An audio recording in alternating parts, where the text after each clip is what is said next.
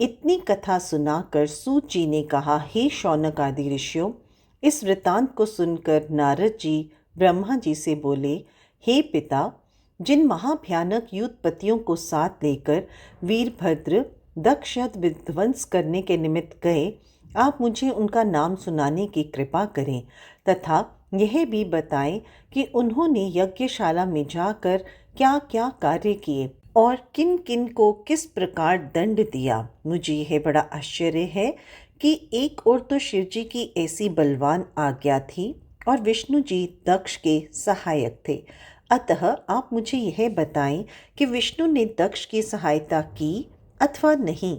कुछ समझ में नहीं आता कि विष्णु जी और शिव जी के चरित्र कैसे होते हैं। मैंने भगवान शिव तथा विष्णु के किसी युद्ध का वृतांत नहीं सुना, परंतु इस कथा में वह सब सामग्री उपस्थित है। यह सुनकर ब्रह्मा जी ने कहा, हे पुत्र, भगवान सदाशिव पर ब्रह्म हैं। अन्य सब देवता और प्राणी उनके सेवक हैं। वे शिव जी अपनी इच्छा के अनुसार प्रत्येक कार्य करते हैं। हम अर्थात ब्रह्मा, विष्णु तथा हर तीनों उन्हीं के स्वरूप हैं।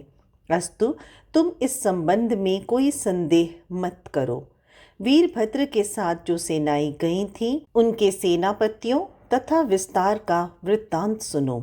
शंखकर्ण के साथ 1 करोड़, केयक के राक्षस के साथ 1 करोड़, विकृत के साथ 8 करोड़, मारिया के साथ 9 करोड़, सुरमंथक के साथ 6 करोड़, विकृतांत के साथ भी 6 करोड़, जालक के साथ 12 करोड़, दुदुम्भी के साथ 8 करोड़ एवं आवेश के साथ भी 8 ही करोड़ वीरों की सेनाएं थीं।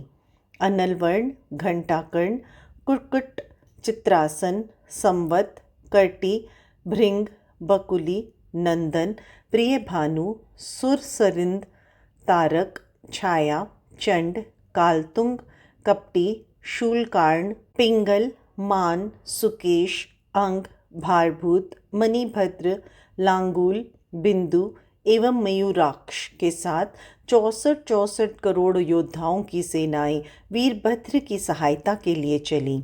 इसके अतिरिक्त करोड़ों वीरों की सेनाएं वीरभद्र के साथ चलीं।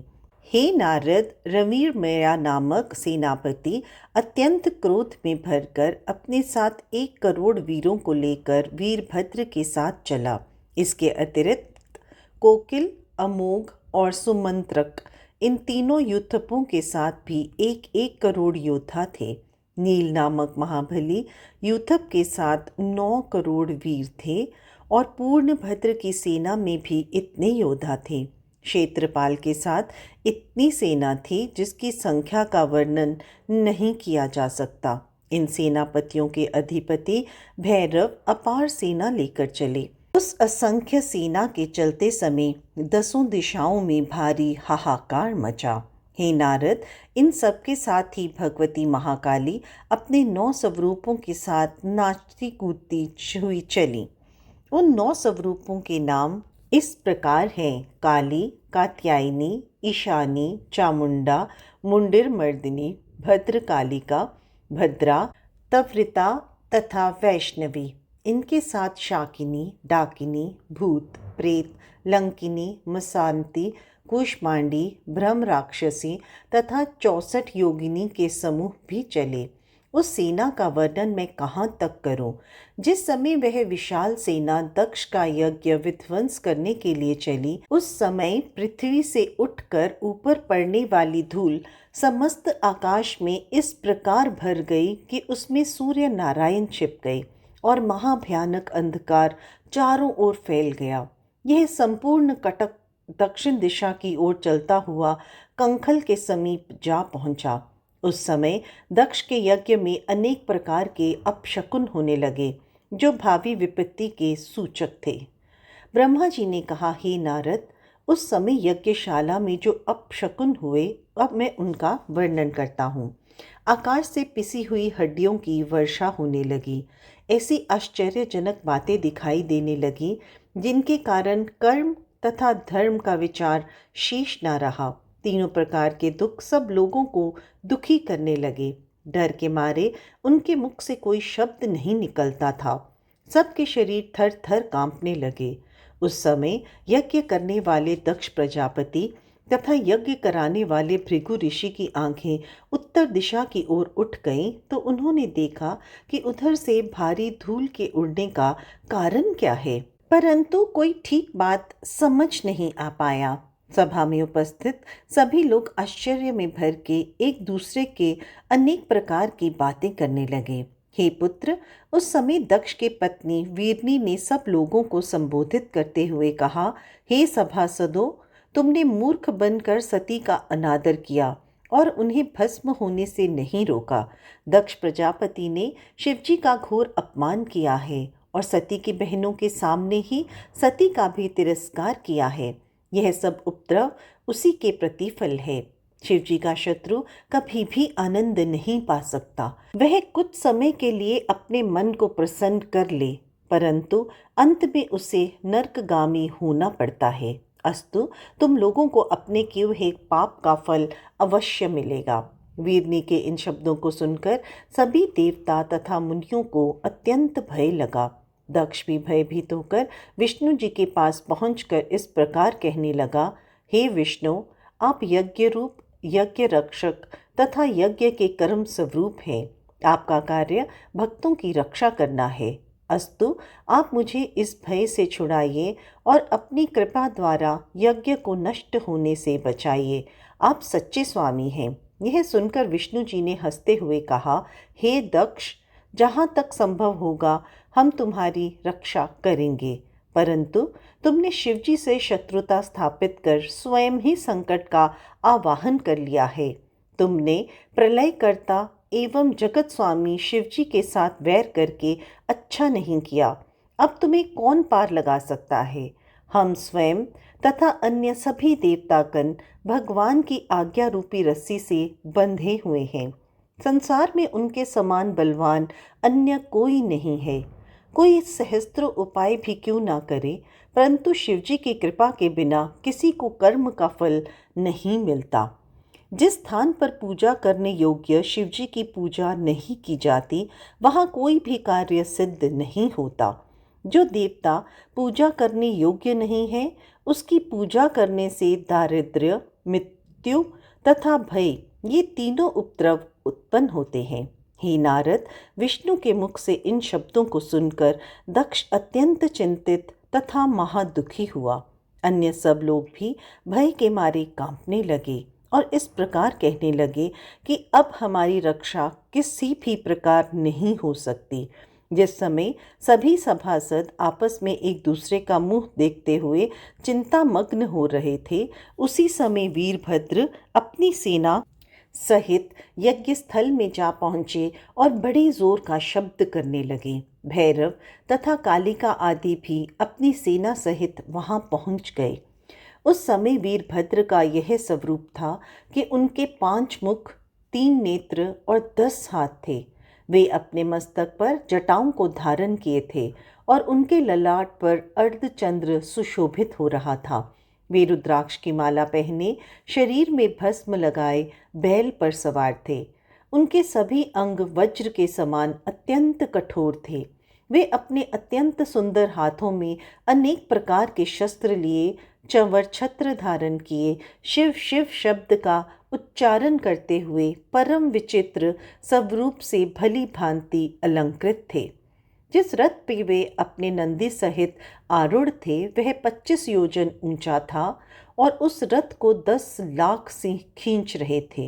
शार्दुल तथा हाथी चारों ओर से उस रथ की रक्षा के निमित्त चैतन्य खड़े हुए थे। उसकी सेना ने आते ही चारों ओर से धावा करना आरंभ कर दिया। अनेक प्रकार के युद्ध के बाजे, भेरी, शंख, पटह, गोमुख, श्रृंग, उपंग, मृदंग आदि बजने लगे। उस समय इंद्र, वायु, यमराज, कुबेर, वरुण, अग्नि तथा दिक्पाल अपने अपने वाहनों पर सवार हो होकर दक्ष के सन्मुख जा पहुँचे। दक्ष ने उन सब से कहा, हे दिक्पालो, मैंने इस यज्ञ को केवल तुम्हारे ही बल पर किया था, अतः अब तुम मेरी रक्षा और सहायता करो। इस प्रकार सब देवताओं से कहने के उपरांत दक्ष प्रजापति ने विष्णु जी के चरणों पर अपने मस्तक को रखते हुए कहा, हे प्रभु, आप संसार के रक्षक तथा शुभ कर्मों के साक्षी हैं। आपकी कृपा से संसार का पालन होता है, अतः आपको मेरे यज्ञ की रक्षा करनी चाहिए। यह सुनकर विष्णु जी ने उत्तर दिया, हे दक्ष, जहाँ तक हमारा अधिकार है और जहाँ तक हम में शक्ति है, वहाँ तक हम तुम्हारे यज्ञ की रक्षा अवश्य करेंगे। परंतु तुम्हारे कर्मों का स्मरण कर हमारी बुद्धि को आश्चर्य होता है। ब्रह्म स्वरूप शिव जी के क्रोध से तुम्हारी कौन रक्षा कर सकता है? अस्तु, उस शिव नामधारी ईश्वर से विरोध कर कभी हित साधन नहीं हो सकता। वे शिव जी तीनों गुणों से युक्त होने पर भी परम पवित्र हैं। अतः उचित है कि तुम उन्हीं शिव जी की शरण में जाओ, जिससे तुम्हारा यह यज्ञ संपन्न हो सके। इस प्रकार दक्ष और विष्णु में बातें हो रही थी कि वीरभद्र की सेना चारों ओर से इस प्रकार घिर आई, मानो कोई समुद्र घिर घिर कर आकाश की ओर बढ़ रहा हो। उस सेना के सेनापतियों ने दक्ष तथा विष्णु जी को ब्रह्म ज्ञान व ज्ञान की बातें करते हुए सुना तो वे सब हंस पड़े। उस समय गणों को युद्ध करने के लिए उद्यत देखकर इंद्र ने अपना वज्र उठा लिया और यह इच्छा की कि मैं शिवगणों से युद्ध करूं। इंद्र युद्ध करने के लिए सामने आए। शिवजी के गण हर हर का घोष करते हुए उनके सम्मुख जा पहुँचे। ब्रह्मा जी बोले, हे नारद, इंद्र की सेना शिवगणों से युद्ध करने लगी। उस युद्ध में असी, शूल, तोमर, बाण, पटस आदि अस्त्र शस्त्रों का प्रयोग होने लगा। भेरी, शंख, मृदंग, ढप, दुंदुभी, पटह, निशान तथा डिमडिम आदि प्रसिद्ध रण वाद्यों की ध्वनि चारों ओर गूंजने लगी। सभी योद्धा उस युद्ध में अपनी वीरता का अधिकाधिक प्रदर्शन करने लगे। जिस समय शिवगणों ने अपनी परम वीरता को प्रकट किया, उस समय इंद्र की सेवा को पराजित हुआ देखकर भृगु ऋषि ने उच्चाटन मंत्र का जप करके वीरभद्र की सेना को अशक्त बना दिया। तब इंद्र की सेना ने उन्हें अत्यंत दुखी करके सहस्त्रों योद्धाओं को जान से मार डाला। उस अयाचित विपत्ति को देखकर शिव के गण भयभीत होकर भागने लगे और इंद्र की सेना विजयिनी हुई। हे नारद, शिवगणों की हार का मुख्य कारण यही था कि इस प्रकार शिवजी ने ब्राह्मण की श्रेष्ठता को सम्मान दिया था। अस्तु, जब वीरभद्र ने देखा कि उनकी सेना हार कर भाग रही है, तब वे भूत प्रेतों आदि को पीछे कर स्वयं आगे बढ़ गए। जो बड़े बड़े सेनापति योद्धा बैल पर सवार थे, वे भी सभी उनके आगे आकर खड़े हुए। तदुपरांत उन्होंने अपने हाथों में त्रिशूल लेकर इंद्र के साथ महाभयानक युद्ध किया। उन प्रहारों से घायल होकर देवता आदि भयभीत हो युद्ध क्षेत्र से भागने लगे। किसी के विभिन्न अंग कट गए तो कोई टुकड़े टुकड़े होकर गिर पड़ा। इस प्रकार देवताओं की संपूर्ण सेना क्षीण विक्षीण हो गई। कुछ देवता तो भागकर अपने घरों को भी चले गए। उस समय अकेले इंद्र ही दृढ़तापूर्वक खड़े हुए युद्ध क्षेत्र में दिखाई पड़ रहे थे। अपनी सेना को इस प्रकार भागते देखकर इंद्र ने अपने गुरु बृहस्पति जी से कहा, हे गुरु, आप देवताओं की सेना के रक्षक हैं, अतः हमें कोई ऐसा उपाय बताइए जिससे हमारी जीत हो। यह सुनकर बृहस्पति जी ने उत्तर दिया, हे इंद्र, विष्णु जी ने जो कुछ कहा था वही सब इस समय सामने आ रहा है। मंत्र, तंत्र, औषधि, वेद, धर्मशास्त्र, पुराण, विचार तथा प्रतीति आदि यह सब शिवजी की महिमा को जानने में असमर्थ हैं। तुम मूर्ख हो जो बच्चों के समान बुद्धिहीन बनकर उन्हीं भगवान सदाशिव से वैर ठान रहे हो। यह सभी गण शिवजी की आज्ञा अनुसार आए हुए हैं और इस यज्ञ को नष्ट करके ही मानेंगे। इनके सामने किसी का कोई वश नहीं चलेगा। हे नारद, बृहस्पति जी के मुख से यह वचन सुनकर इंद्र के सहित सभी देवताओं को बड़ी चिंता हुई। उसी समय वीरभद्र ने उन सबको संबोधित करके कहा, हे देवताओं, तुम्हारी सभी बातें बच्चों के समान बुद्धिहीनता की सूचक एवं व्यर्थ की सी हैं।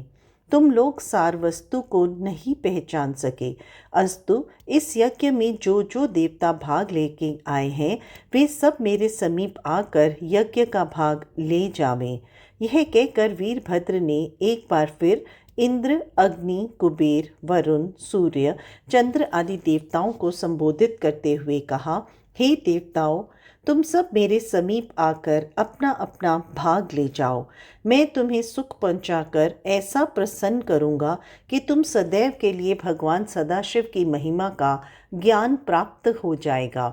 इतना कहकर वीरभद्र अत्यंत क्रुद्ध होकर बाण वर्षा करने लगे।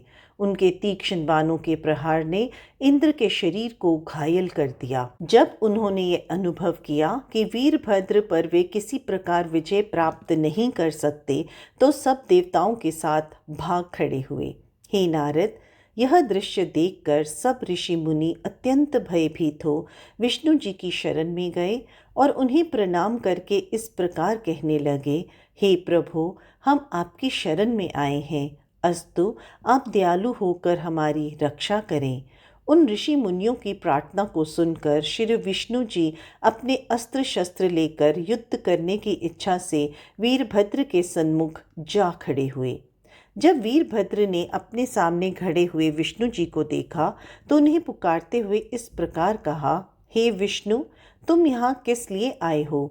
तुम दक्ष के रक्षक बनकर अपने तेज तथा प्रकाश को नष्ट करने पर क्यों तुले हो? तुमने सबसे बड़ी गलती तो यह की कि इंद्र को साथ लेकर इस यज्ञ में अपना भाग ग्रहण करने के लिए चले आए।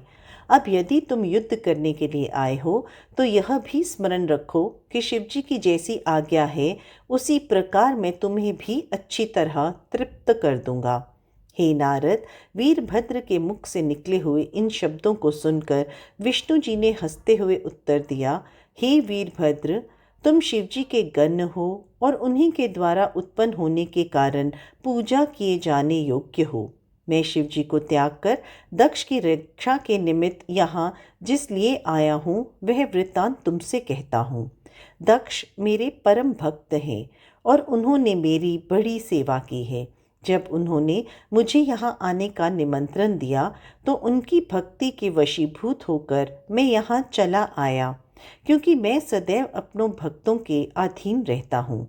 अब मैं तुम्हें अपनी शक्ति द्वारा उस स्थान से हटाने का प्रयत्न करता हूँ, इसलिए तुम्हें भी उचित है कि तुम जिस कार्य के लिए यहाँ आए हो उसे संपन्न करो।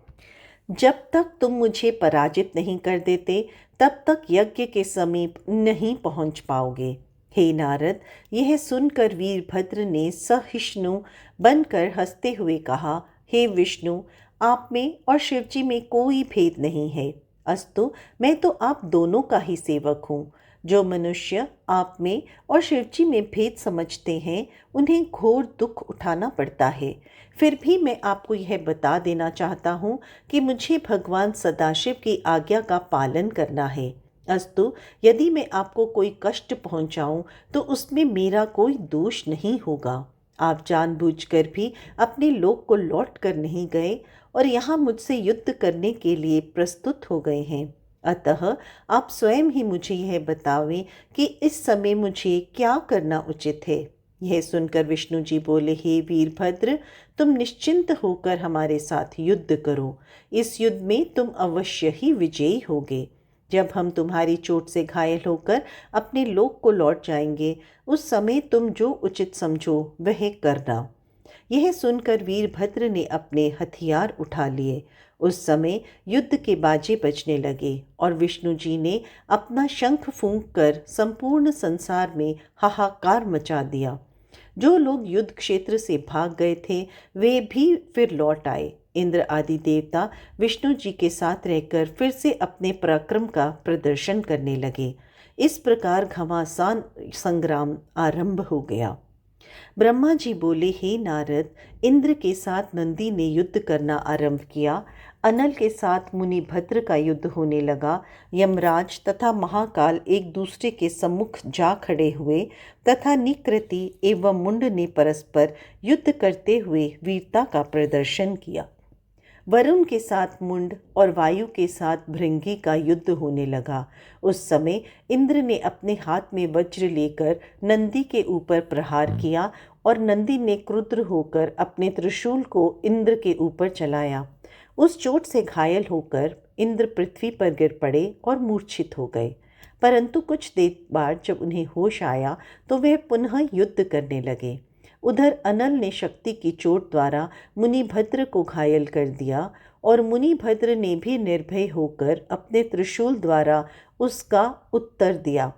कालदंत ने यमराज को अपने त्रिशूल की चोट से व्याकुल बना दिया। इधर तो ये बड़े बड़े सेनापति परस्पर युद्ध में प्रवृत्त थे, उधर भैरव अत्यंत क्रोधित होकर योगिनियों को साथ ले देवताओं की सेना में घुस गए और सबको घायल करते हुए उनका रुधिर पीने लगे। फिर उन्होंने अपने स्वरूप को ऐसा भयानक बनाया कि उसे देखकर अनेक देवता युद्ध क्षेत्र से भाग खड़े हुए।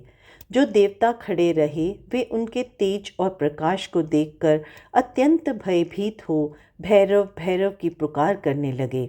हे नारद, भैरव की भांति क्षेत्रपाल ने भी देवताओं की सोना के अंदर प्रविष्ट होकर उन्हें कष्ट देना आरंभ कर दिया। 9 काली भी देवताओं की सेना को नष्ट करने लगीं। वे देवताओं के मस्तक को तोड़कर उनका रुधिर पीती थी और शरीर को खा जाती थी, जिसके कारण चारों ओर हाहाकार मच गया। उस समय वे सब लोग भागकर विष्णु जी की शरण में जा पहुँचे और इस प्रकार कहने लगे, हे प्रभु, इस समय हम लोग बहुत दुखी हैं, अतः आप हमारी सहायता करें।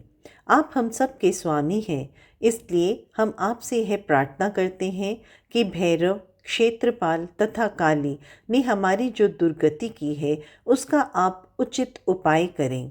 विष्णु जी ने सब देवताओं की उस दयनीय दशा को देखा तो उन्होंने अत्यंत क्रोध में भरकर क्षेत्रपाल की ओर अपना चक्र छोड़ दिया। उस चक्र के तेज से संपूर्ण दिशाएं भस्म सी होने लगीं।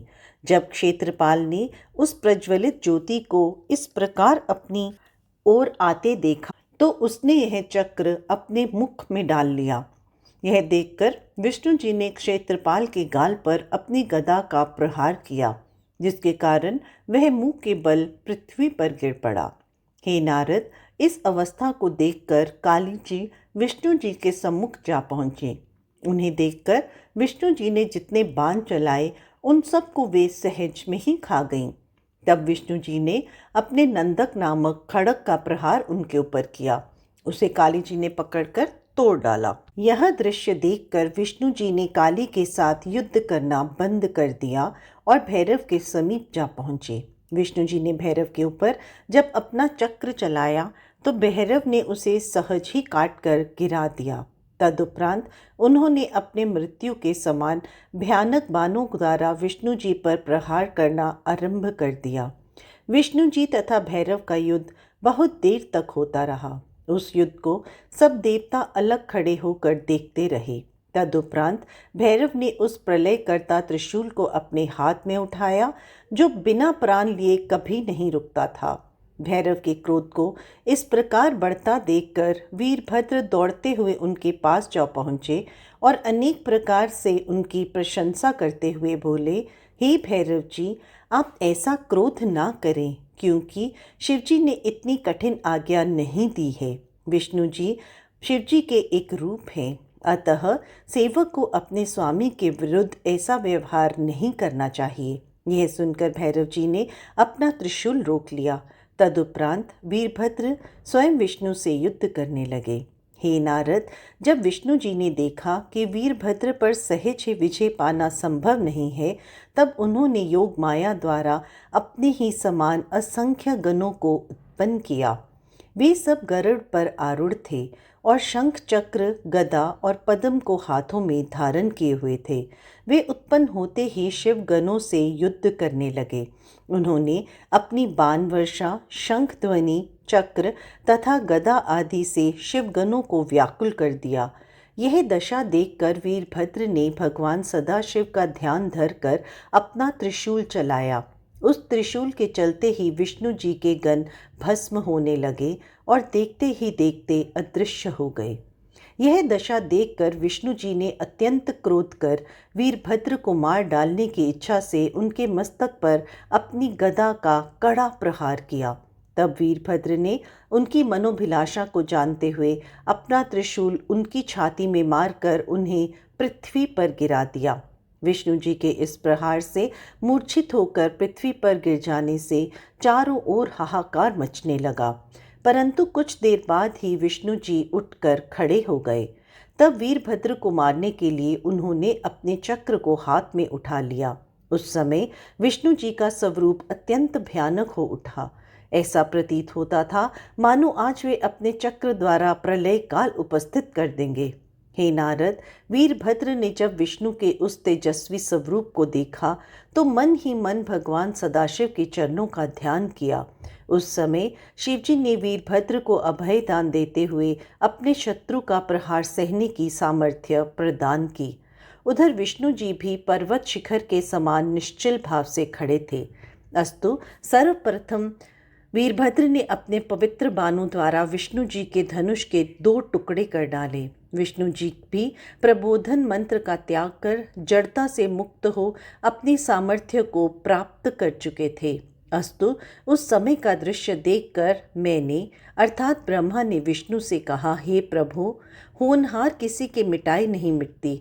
यद्यपि आपने दक्ष के यज्ञ की रक्षा करने में कोई कसर नहीं उठा रखी, परंतु उसका भाग्य ही इस समय विपरीत है, इसलिए आप इस युद्ध में विजय प्राप्त नहीं कर सकेंगे। वीरभद्र इस यज्ञ को अवश्य नष्ट करके मानेगा। शिवजी के क्रोध के साथ ही साथ उसका यह भी कारण है कि दधीचि मुनि ने भी इस यज्ञ को नष्ट होने का श्राप दिया है। यदि ब्राह्मणों के वाक्य को सत्य न माना जाए तो संपूर्ण सृष्टि छली एवं नास्तिक हो जाएगी। अस्तु, आप युद्ध करना बंद कर दें। जिस समय भगवान सदाशिव पुनः कृपालु होंगे उस समय बिगड़े हुए कार्य स्वतः ही बन जाएंगे। आपकी और शिवजी की लीला अपार है, उसका भेद कोई नहीं जान सकता।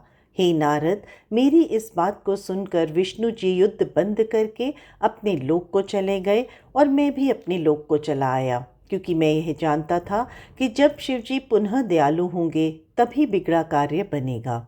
ब्रह्मा जी बोले, हे नारद, जिस समय विष्णु जी अपने लोक को चले गए उस समय यज्ञ देवता को अत्यंत शोक हुआ। वह मृग का रूप धारण कर उस स्थान से भाग चला, परंतु वीरभद्र ने उसे तुरंत ही पकड़ डाला। तदुपरांत उन्होंने उसके मस्तक को धड़ से काटकर यज्ञ कुंड में डाल दिया। फिर वे अत्यंत क्रुद्ध हो बारंबार गरजते हुए यज्ञ मंडप के समीप पहुँचे। भैरव, क्षेत्रपाल तथा काली आदि ने यज्ञ स्थल पर उपस्थित सभी लोगों को इस प्रकार पकड़ा मानो कि वे कोई चोर हों। कोई शिवगण देवताओं को पकड़ता, कोई मुनियों को बांधता, कोई विष्णु के घंटे तोड़ता और कोई यज्ञ कुंड को ठंडा करने के लिए उसमें जल डाल रहा था। सभी शिवगण अपने शत्रुओं के साथ घोर युद्ध कर रहे थे तथा यज्ञ मंडप को गिराने में संलग्न थे। उन्होंने अपने मुद्गरों की चोट से अनेक के हाथ पांव को कुचल दिया और यज्ञ पात्रों को तोड़कर नदी में फेंक दिया। किसी ने देवताओं के शरीर को काटा, किसी ने ऋषि मुनियों को दुख दिया, किसी ने यज्ञ कुंड को खोद डाला, किसी ने सभास्थल, अंतःपुर तथा विहार स्थल को जड़ से खोदकर नष्ट कर दिया। हे नारद, इसके उपरांत वीरभद्र ने दक्ष को पकड़ लिया, नंदी ने सूर्य देवता को बंदी बनाया, मणिमान ने भृगु ऋषि को पकड़ा और चंडी ने पूषा को बांध लिया। इसी प्रकार अन्य देवताओं को भी उन्होंने बंदी बना लिया। जो देवता कहीं जाकर छिप गए थे उन सबको भी वे ढूंढ कर ले आए। मणिमान ने अत्यंत क्रोध में भरकर भृगु मुनि की मूछें उखाड़ डाली और उन्हें नगर में घुमाकर सब लोगों को भयभीत कर दिया।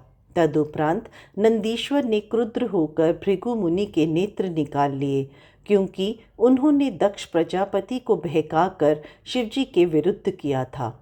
जो व्यक्ति शिवजी के विरुद्ध जाने का उपदेश करे उसकी आंखें निकाल लेना ही उचित है।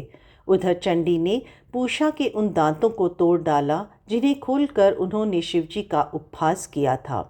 हे नारद, इसके पश्चात वीरभद्र ने अत्यंत क्रोध में भरकर दक्ष प्रजापति को पृथ्वी पर पटक दिया और उसकी छाती पर पांव रखकर उसका सिर काट डालने की इच्छा की। परंतु अनेक हथियारों का प्रयोग करने पर भी वे ना तो दक्ष का मस्तक ही काट सके और ना ही उसे कोई कष्ट ही पहुंचा सके। यह दशा देखकर वीरभद्र ने शिवजी का ध्यान किया और उस ध्यानावस्था में उसने आज्ञा प्राप्त की कि दक्ष के सिर को जोर से मरोड़कर तोड़ डाले। वीरभद्र ने ऐसा ही आचरण किया। तदुपरांत उस कटे हुए मस्तक को यज्ञ कुंड में डालकर जला दिया।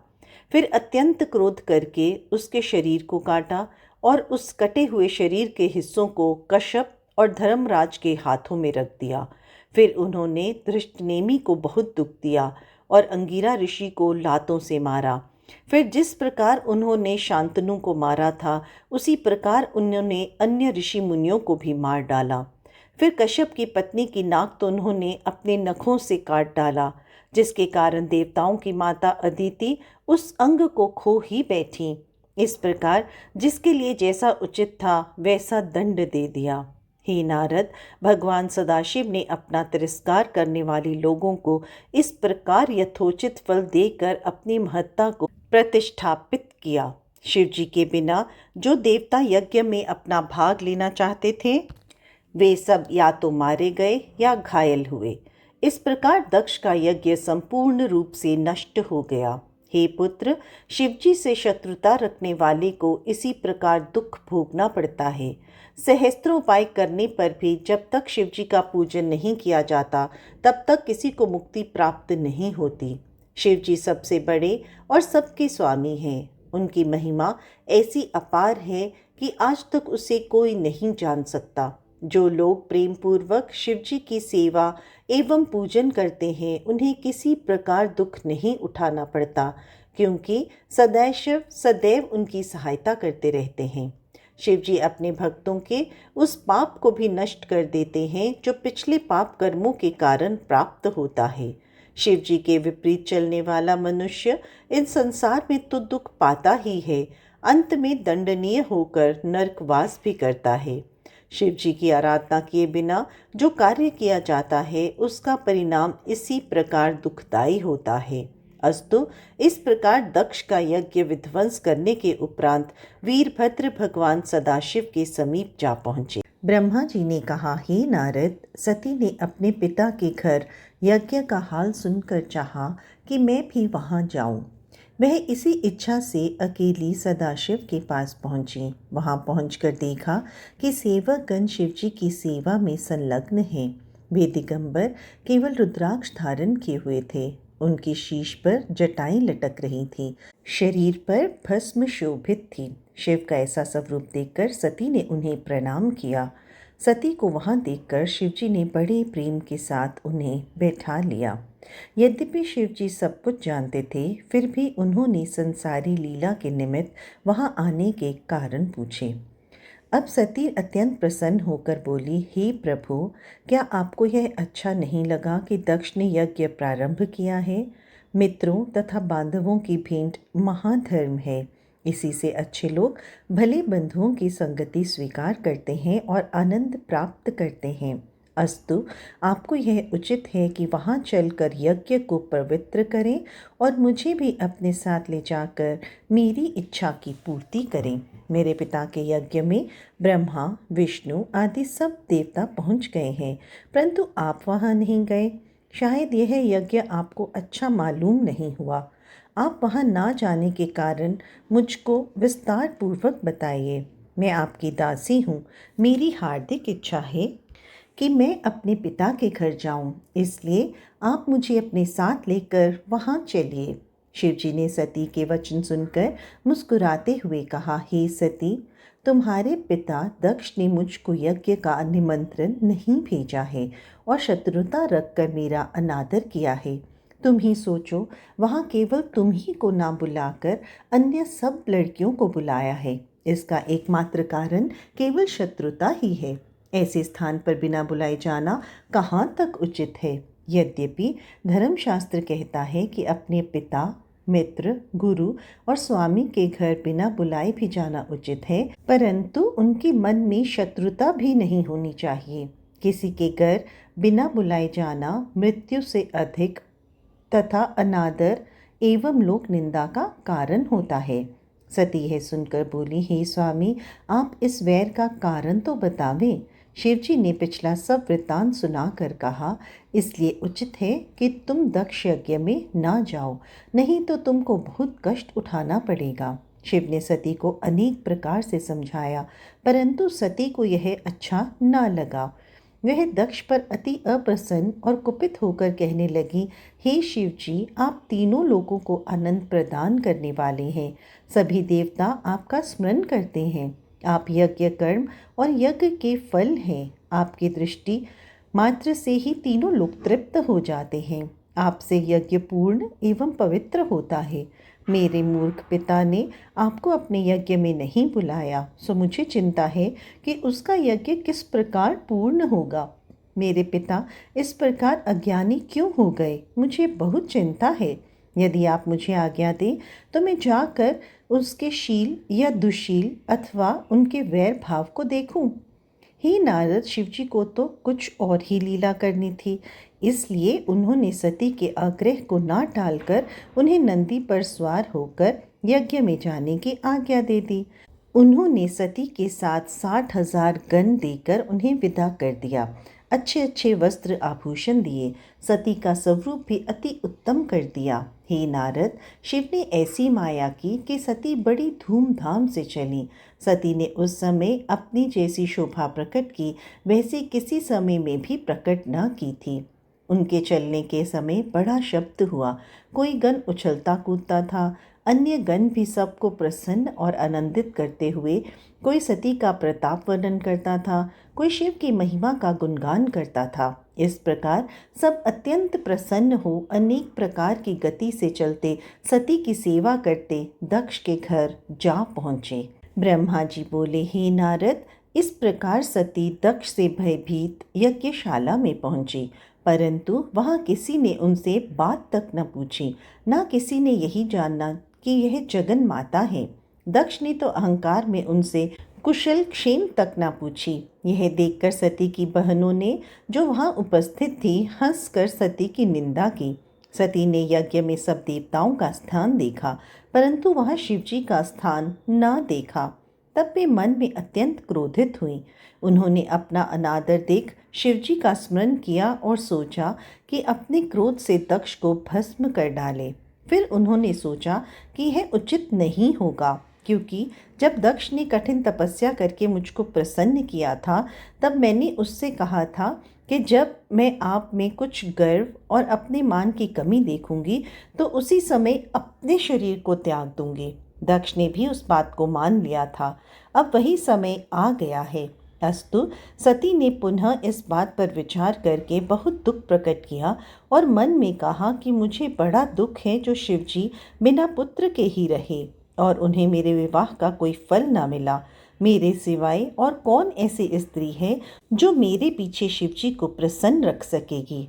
फिर शिवजी भी तो दूसरी स्त्री को अंगीकार ना करेंगे। अब मैं अपनी प्रतिज्ञा के अनुसार अपने शरीर को त्याग कर हिमाचल पर्वत के घर उत्पन्न होंगी और हिमालय की पत्नी मुझे अपनी पुत्री समझेगी और मैं उनको अपनी माता समझकर आनंद प्रदान करूंगी। तब मैं शिवजी के साथ पुनः ब्याही जाऊंगी। उस समय मेरी सब लज्जा समाप्त हो जाएगी और संसार के मनोरथ पूर्ण होंगे। सती ने यह सब बातें सोचकर दक्ष से क्रोधित होकर कहा, हे पिता, आपने शिव को निमंत्रित क्यों नहीं भेजा? क्या आपकी बुद्धि भ्रष्ट हो गई है? जिन मेरे स्वामी शिव से तीनों लोग पवित्र होते हैं, आपने उन्हें नहीं बुलाया? बिना शिवजी के सब कर्म असिद्ध हो जाते हैं। आपने ऐसे शिव को क्यों नहीं पहचाना? फिर वे सनकादिक ब्रह्मा तथा विष्णु से बोली, आप सभा में बिना शिव के क्यों आए? इस प्रकार उन्होंने सबसे ऐसी बातें कहीं और शिवजी का वर्णन कर एक एक को अलग अलग लज्जित किया। उन्होंने विष्णु से कहा, क्या आप शिव को नहीं जानते, जिन्हें वेद सगुण एवं निर्गुण कहकर बखानते हैं? मैंने आपको अनेक प्रकार समझाया है, फिर भी आप धर्म मार्ग को भ्रष्ट करते हैं। हे ब्राह्मण, आप भी बुद्धिहीन हो गए। क्या आप शिव के अपार बल को नहीं जानते?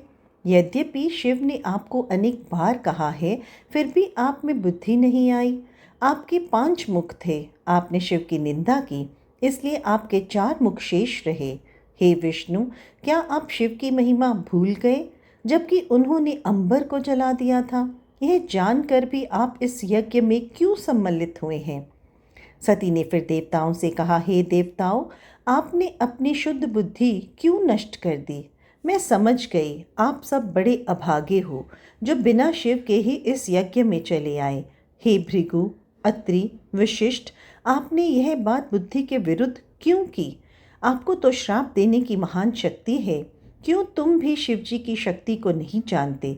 एक बार भगवान सदाशिव मगर का रूप धारण कर द्रविड़पुर को गए थे और वहां उन्होंने भक्त के परीक्षा के लिए कुछ लीलाएं की, परंतु मुनियों ने उन लीलाओं के रहस्य को ना जानकर शिवजी को श्राप दे डाला और उस श्राप का प्रभाव उन्हीं के लिए प्रतिकूल पड़ा। उस समय जबकि तीनों लोग जलने लगे, तब शिवजी ने अपने लिंग को पृथ्वी पर गिरा दिया था, जिसके कारण वे पुनर्जीवित हो गए थे। इतना कहकर सती ने अत्यंत क्रुद्ध ब्रह्मा तथा विष्णु से इस प्रकार कहा, हे ब्रह्मा तथा हे विष्णु, पिताजी ने जो कुछ किया है उसके मूल में तुम दोनों हो, क्योंकि तुम दोनों शिवजी के ना आने पर भी इस यज्ञ में सम्मिलित हुए। अस्तु, तुमने जैसा कार्य किया उसका फल तुम्हें अवश्य भोगना पड़ेगा। आश्चर्य है कि जिन शिवजी द्वारा चारों वेद और संपूर्ण सृष्टि की उत्पत्ति हुई है, उन्हें तुम बिल्कुल नहीं पहचान सके। यदि तुम दोनों दक्ष के इस यज्ञ में नहीं आते तो दक्ष को इतना अहंकार कभी ना होता। यदि यहाँ उपस्थित देवता तथा ऋषि मुनि भी न आते तो दक्ष को कभी भी यह हिम्मत ना होती कि वे शिवजी से विरुद्ध होकर कोई कार्य करते। तुम लोगों की बुद्धि वास्तव में भ्रष्ट हो गई है, जो तुम्हें दधीची मुनि का सभा से उठ जाना भी अच्छा नहीं लगा। नारद, सती के मुख से निकले हुए इन शब्दों को सुनकर दक्ष ने अत्यंत क्रुद्ध होकर कहा, अरे मतिमंद, तू ऐसी बातें क्यों कर रही है? मेरा और तेरा पिता पुत्री का संबंध समाप्त हो चुका है। यदि तेरी इच्छा हो तो तू यहाँ रह, अन्यथा अपने घर चली जा। तेरा पति अत्यंत अशुभ है, उसके नाम में केवल 2 ही अक्षर हैं। वह भूत, प्रेत एवं पिशाचों के साथ रहता है, चिता की भस्म को अपने शरीर में लगाता है और शमशान में घूमा करता है। उसके पिता, माता, कुल, जाति पाति आदि का कुछ भी पता नहीं है। इसका वर्णन वेद में भले हो, परंतु उसमें कोई शुभ लक्षण दिखाई नहीं देते, इसलिए मैंने उसे यहाँ नहीं बुलाया, क्योंकि ऐसे मूर्ख मनुष्य का यज्ञ में आना निषिद्ध कहा गया है। हे सती, मैंने वास्तव में बड़ी मूर्खता करी, जो औरों के कहने पर तुझ जैसी अपनी श्रेष्ठ पुत्री का विवाह उस नंग धड़ंग ऑर्डर के साथ कर दिया। मुझे इस बात का बहुत पश्चाताप है। अस्तु, तू मेरी बातों पर विचार करके अपना यह क्रोध त्याग दे। दक्ष की बातों को सुनकर सती पुनः क्रोधित हो उठी और अपने पिता को महापापी अनुमान कर बहुत दुखी भी हुई। वे बोली, शिवजी का अपमान कभी सुनना नहीं चाहिए। यदि कोई व्यक्ति शिवजी की निंदा कर रहा हो तो सुनने वाले को उचित है कि वह या तो उस निंदा करने वाले की जीभ काट ले, अन्यथा अपने दोनों कान बंद करके वहां से उठ जाए और अपने शरीर को अग्नि में जलाकर भस्म कर दे। इसके विपरीत चलने से महापाप होता है। जो व्यक्ति शिवजी की निंदा करता है वह उस समय तक नरक में पड़ा रहता है जब तक कि इस ब्रह्मांड में सूर्य और चंद्रमा स्थित रहते हैं। यह बात वेद के कथन से भी पक्की होती है। इस प्रकार कहकर सती अपने मन में अत्यंत पछताती हुई सोचने लगी कि मैंने यहाँ आकर शिवजी की निंदा अपने कानों से सुनी, यह अच्छा नहीं हुआ। उन्हें इस बात से और भी अधिक दुख हो रहा था कि वे यहाँ किस लिए आई और अपना कौन सा मुंह लेकर शिवजी के पास लौटेंगी। वे सोचने लगी कि यद्यपि शिवजी के श्री चरणों का दर्शन प्राप्त करना उनके लिए अत्यंत आवश्यक है, परंतु अब भला किस मुंह से मैं उनके पास जाऊं? मुझे तो दोनों ही प्रकार से कठिनाई दिखाई दे रही है। हे नारद, इस प्रकार विचार करने के उपरांत सती अत्यंत क्रुद्ध होकर शिव नाम का जोर जोर से उच्चारण करने लगी। उन्होंने किसी की भी प्रतिष्ठा का ध्यान न रखते हुए यज्ञशाला में उपस्थित सब लोगों को धिक्कारते हुए कहा, हे उपस्थित सभासदों, मैं तुम लोगों से यह बात सत्य ही कह रही हूँ कि इस समय तुम्हारी बुद्धि नष्ट हो गई है। अंत में तुम्हें बहुत अधिक पछताना पड़ेगा। तुम में से अनेक मारे जाएंगे और अनेक भागकर किसी गुप्त स्थान पर छिप जाने के लिए विवश होंगे। इस सभा में जिसने शिव जी की निंदा की है और जिसने उसे सुना है, उन सबको महापाप लगा है। सभासदों से इस प्रकार कहकर वे दक्ष से बोली, हे दक्ष, तुमने शिव जी की बहुत निंदा की है, अतः तुम्हें भी बहुत पछताना पड़ेगा। शिव जी सबको सुख देने वाले और सबके स्वामी हैं, पर तुम उन्हें साधारण देवताओं की भांति ही समझ रहे हो। तुम्हें यह मालूम नहीं है कि वे संपूर्ण सृष्टि के सबसे बड़े हितैषी हैं। तुम्हें अपनी करनी का फल शीघ्र ही मिलेगा। हे दक्ष, वेद में मनुष्य को 3 प्रकार से कहा गया है। जो किसी के गुण और शील में दोष लगाता है, उसे अधम कहा जाता है। जो किसी के पाप तथा पुण्य का सच्चा वर्णन करता है, उसे मध्यम कहते हैं, और किसी के पापों को छिपाते हुए केवल उसके सद्गुणों का ही वर्णन करता है, उसे उत्तम की संज्ञा दी जाती है। इन तीनों में भी जो सर्वोत्तम प्राणी होते हैं, वे अन्य लोगों के केवल गुण का ही वर्णन नहीं करते, अपितु वे सबको अपने कृत्य द्वारा प्रसन्न भी रखते हैं। मैंने इन 3 प्रकार के प्राणियों को विचार करते हुए यह निष्कर्ष निकाला है कि तुम अधम प्रकार के हो, क्योंकि तुमने शिव जी की झूठी निंदा की है। मिथ्या भाषण, अहंकार, क्रोध, लोभ आदि जितने भी बड़े पाप हैं, उन सब में महान पाप किसी दूसरे की निंदा करना है।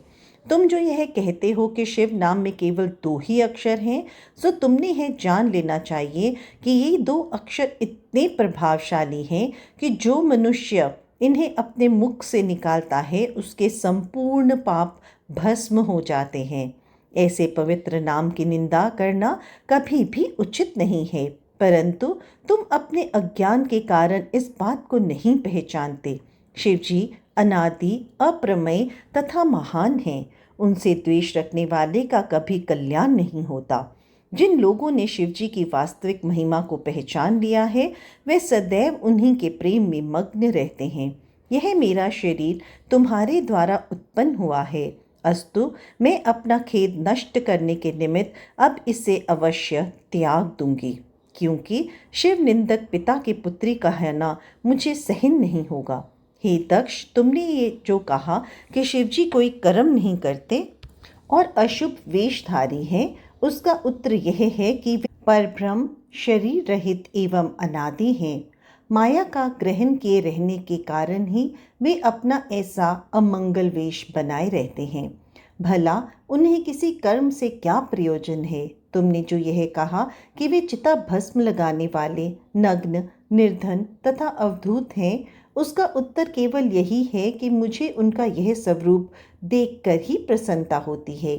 उनके इस स्वरूप के अतिरिक्त किसी अन्य रूप को देखना मुझे स्वीकार नहीं है। अस्तु अब मैं अपने निश्चय अनुसार अपने को भस्म करती हूँ, क्योंकि इससे शिव जी को प्रसन्नता की प्राप्ति होगी। इतनी कथा सुनाकर ब्रह्मा जी ने कहा, हे नारद, यह कहकर सती उत्तर दिशा की ओर मुँह करके पृथ्वी पर बैठ गईं। उन्होंने स्नान करने के उपरांत अपने संपूर्ण शरीर को वस्त्रों से लपेट लिया। तत्पश्चात योग धारण कर विधि पूर्वक आसन लगाते हुए प्राणायाम किया। सर्वप्रथम उन्होंने समान वायु को नाभि चक्र में लाकर उदान वायु को ऊपर चढ़ाया और शिव जी की सुंदर मूर्ति को अपने हृदय में स्थापित किया। तदुपरांत उन्होंने अपनी बाहों के बीच दृष्टि जमाते हुए पति के चरणों का ध्यान किया और अग्नि तथा वायु को उत्पन्न कर दिया। उस पवित्र अग्नि और वायु के द्वारा उन्होंने अपने उस निष्पाप शरीर को भस्म कर दिया। इस दृश्य को देखकर सब और हाहाकार मच गया। यज्ञशाला में उपस्थित सभी लोग अत्यंत भयभीत और दुखी हुए और दक्ष की पत्नी वीरनी शोकाकुल हो गई। उस समय शिव जी के गणों ने अत्यंत क्रुद्ध होकर सब लोगों को संबोधित करते हुए इस प्रकार कहा। शिवगणों ने कहा, इस दक्ष की मूर्खता को देखो कि इसने सती को भस्म होने से रोका तक नहीं। शिव जी के इस शत्रु को संसार में अत्यंत निंदा प्राप्त होगी और यह अभिमानी मूर्ख करोड़ों नरकों के दुख भोगेगा। इतना कहकर वे सब दक्ष को जान से मार देने तथा यज्ञ को भ्रष्ट करने के निमित्त अपने स्थान से खड़े हो गए। उस समय अनेक हृदय की इच्छा को जानकर भृगु ऋषि ने यज्ञ की रक्षा के निमित्त यज्ञ कुंड में एक पवित्र आहुति डाली। उस आहुति के पड़ते ही यज्ञ कुंड द्वारा 1 सहस्त्र अत्यंत बलवान और धैर्यवान दैत्यों की उत्पत्ति हुई, जो संसार में रिभु नाम से प्रसिद्ध हुए। वे महाभयानक स्वरूप धारण किए हुए शिवजी के गणों के सामने जा खड़े हुए। उस समय शिवजी ने यह चरित्र किया कि उन्होंने अपने गणों के बल को चुपचाप भर लिया, जिसके कारण वे अत्यंत निर्बल हो गए और भयभीत होकर हाहाकार करने लगे। उनके विलाप को सुनकर वहां उपस्थित अन्य शिवगण भी आश्चर्यचकित रह गए। जब उन सब ने यह देखा कि वे उन दैत्यों से युद्ध करने में अशक्त हैं और सती के वियोग को सहन करने में असमर्थ हैं, तो उन्होंने भी अपनी स्वामिनी के साथ ही अपने प्राण दे देने ही उचित समझे। यह निश्चय करने के उपरांत उनमें से किसी ने अपने मस्तक को, किसी ने अन्य अंगों को काटकर स्वयं ही अपना वध कर डाला। इस प्रकार जिस स्थान पर सती ने अपना शरीर त्यागा था, उसी स्थान पर शिवजी के 20 सहस्त्र गण भी मृत्यु को प्राप्त हो गए।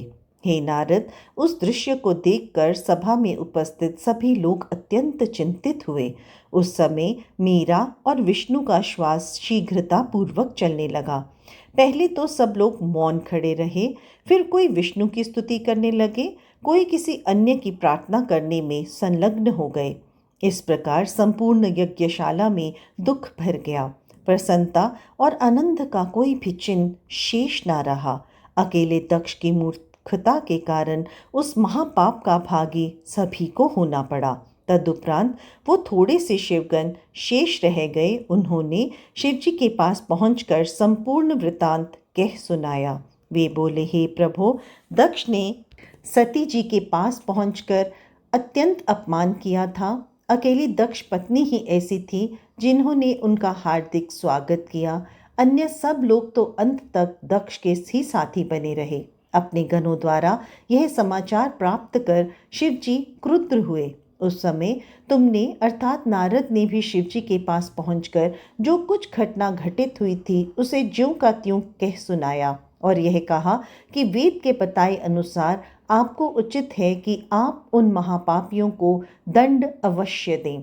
यदि आप दक्ष को दंड नहीं देंगे तो वेद की आज्ञा और धर्म का मार्ग मिथ्या हो जाएगा। देवताओं को दंड न देना भी नीति के विरुद्ध कार्य है। इसके अतिरिक्त एक बात यह भी है कि यदि आप दक्ष को दंड नहीं देंगे तो दधीचि ऋचि का वचन भी मिथ्या हो जाएगा। खेद की बात तो यह है कि ब्रह्मा तथा विष्णु ने भी दधीचि ऋचि के शब्दों पर ध्यान नहीं दिया और दक्ष ने ऐसा निंदनीय कर्म करा दिया। हे नारद, तुम्हारी बात को सुनकर शिवजी ने अपने मन में विचार किया कि यद्यपि ब्रह्मा, विष्णु, देवता, ऋषि मुनि, ब्राह्मण मुझे अति प्रिय हैं, तो भी वेद की आज्ञा अब सबसे ऊंची है। यह निश्चय कर वह भगवान शिव शंकर ने अपने गणों को अभय दान दे दिव्य दृष्टि द्वारा यज्ञ के संपूर्ण वृतांत की जानकारी प्राप्त की। तदुपरांत वे ऐसे क्रुद्ध हुए कि मानो प्रलय ही कर देना चाहते हों। वे अपने दोनों होठों को दांतों से काटने लगे। तदुपरांत उन्होंने अपने मस्तक से एक जटा का केश उखाड़कर पर्वत पर पटक दिया। उस बाल के गिरने से ऐसा महाभयानक शब्द उत्पन्न हुआ जिसे सुनकर तीनों लोग कांपने लगे। यह जटा का केश टूटकर 2 बराबर के टुकड़ों में अलग अलग बट गया। तब उसकी जड़ की ओर वाले टुकड़े से वीरभद्र की उत्पत्ति हुई। उन वीरभद्र का शरीर अत्यंत कृष्ण वर्ण का था और उनके बाल काली घटा के समान घने एवं शांत थे। वे प्रज्वलित अग्नि के समान देदीप्यमान लग रहे थे। वे इतने ऊंचे थे मानो अनायास ही आकाश को छू लेना चाहते हों। वे महाभयानक शस्त्रों को लिए हुए थे। उनके हृदय में युद्ध करने की बड़ी प्रबल आकांक्षा थी। उनकी भौहें चढ़े हुए धनुष की भांति बहुत टेढ़ी थीं। वे महाभयानक शब्द करते हुए सिंह के समान गरज रहे थे। उनके 3 मस्तक और 1 सहस्त्र भुजाएं थी। वे शिवजी को प्रणाम करते हुए अपने स्थान पर निश्चल भाव से खड़े हो गए। उसी समय शिवजी के रोमकूपों द्वारा अन्य सहस्त्रों गणों की उत्पत्ति हुई, जो शरीर, बल तथा स्वरूप में वीरभद्र के समान ही प्रतीत होते थे। शिवजी की आज्ञा अनुसार कैलाश पर्वत पर खड़े हुए वे परम भयानक शब्दों का उच्चारण अपने मुख से कर रहे थे। अस्तु, जटा के एक टुकड़े से तो इन सेना की उत्पत्ति हुई और दूसरे टुकड़े से श्री महाकाली प्रकट हुई। उन महाकाली के साथ करोड़ों भूत प्रेत आदि भी उत्पन्न हुए। वे अनेक प्रकार से नाचने कूदने तथा लीलाएं करने लगे।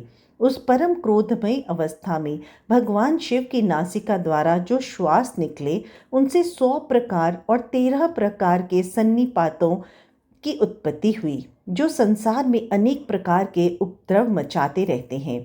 इस प्रकार पलक मारते मारते शिवगणों की महाभयानक सेना उपस्थित हो गई।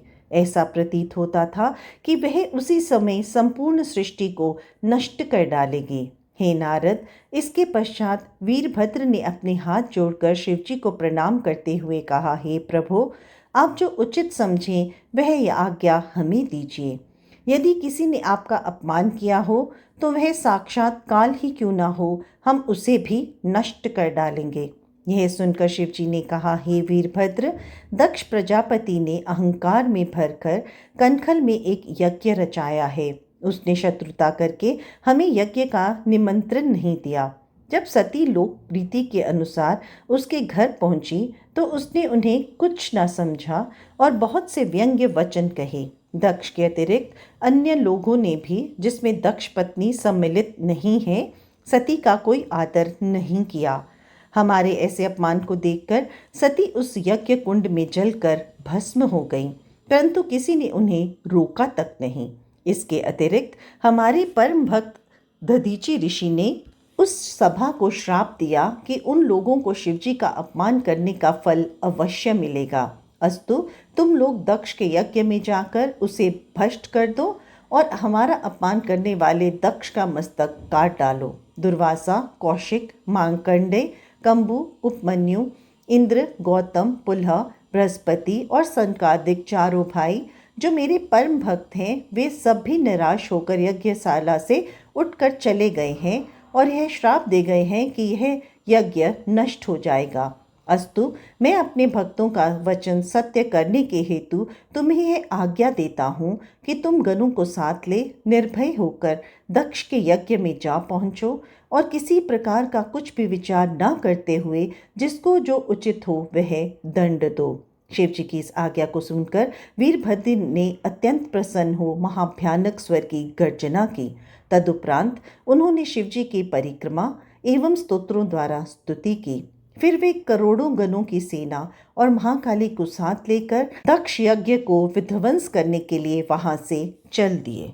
सूत जी ने कहा, हे शौनकादि ऋषियों, ब्रह्मा जी द्वारा इस कथा को सुनकर नारद जी को अत्यंत आश्चर्य हुआ। अस्तु, उन्होंने हाथ जोड़कर प्रार्थना करते हुए ब्रह्मा जी से पूछा, हे पिता, शिवजी के बिना विष्णु आदि अन्य सब देवता दक्ष के यज्ञ में क्यों चले गए? फिर विष्णु जी ने शिवगणों के साथ मित्रता पूर्वक युद्ध क्यों किया? वे दक्ष के यज्ञ को बचाने में समर्थ क्यों न हो सके? ब्रह्मा जी ने उत्तर दिया, हे नारद, पूर्व काल में मेरा छू नामक एक पुत्र था। वह राजा था। दधीचि उसका परम मित्र था। वे दोनों आनंद पूर्वक अपनी राजधानी में रहते थे। कुछ समय बाद ही छू अपने सम्मान एवं पद के कारण अत्यंत अहंकारी हो गया और अपने को सर्वश्रेष्ठ समझने लगा। छू कहता था कि राजा सबसे श्रेष्ठ है और दधीचि का कहना था कि ब्राह्मण सबसे श्रेष्ठ है, क्योंकि अन्य सभी लोग, जिनमें राजा भी सम्मिलित हैं, ब्राह्मण को प्रणाम करते हैं।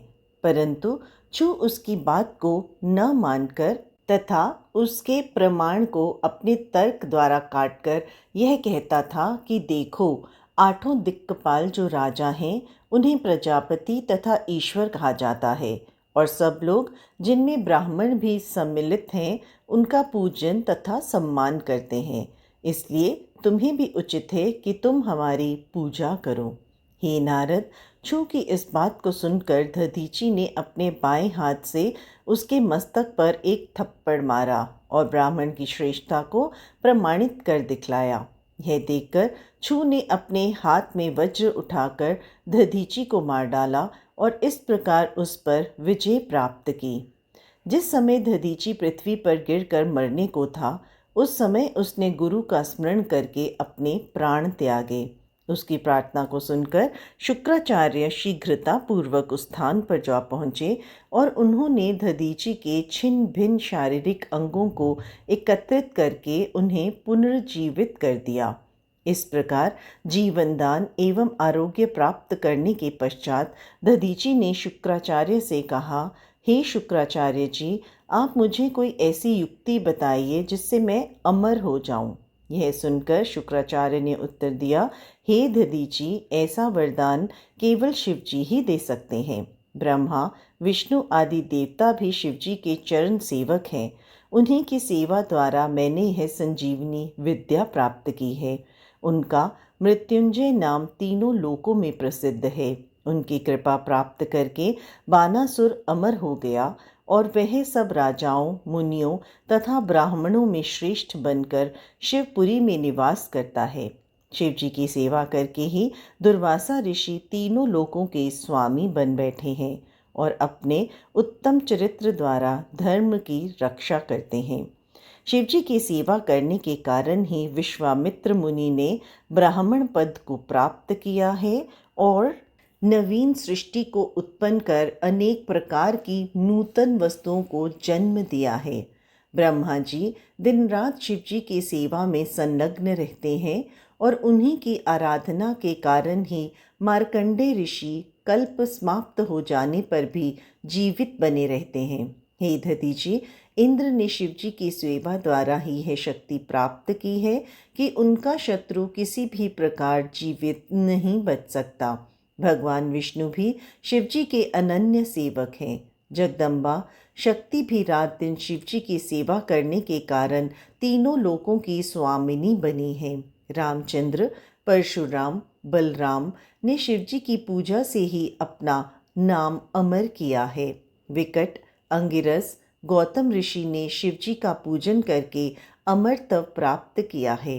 बृहस्पति ने भी शिवजी की सेवा द्वारा उच्च पद पाया है।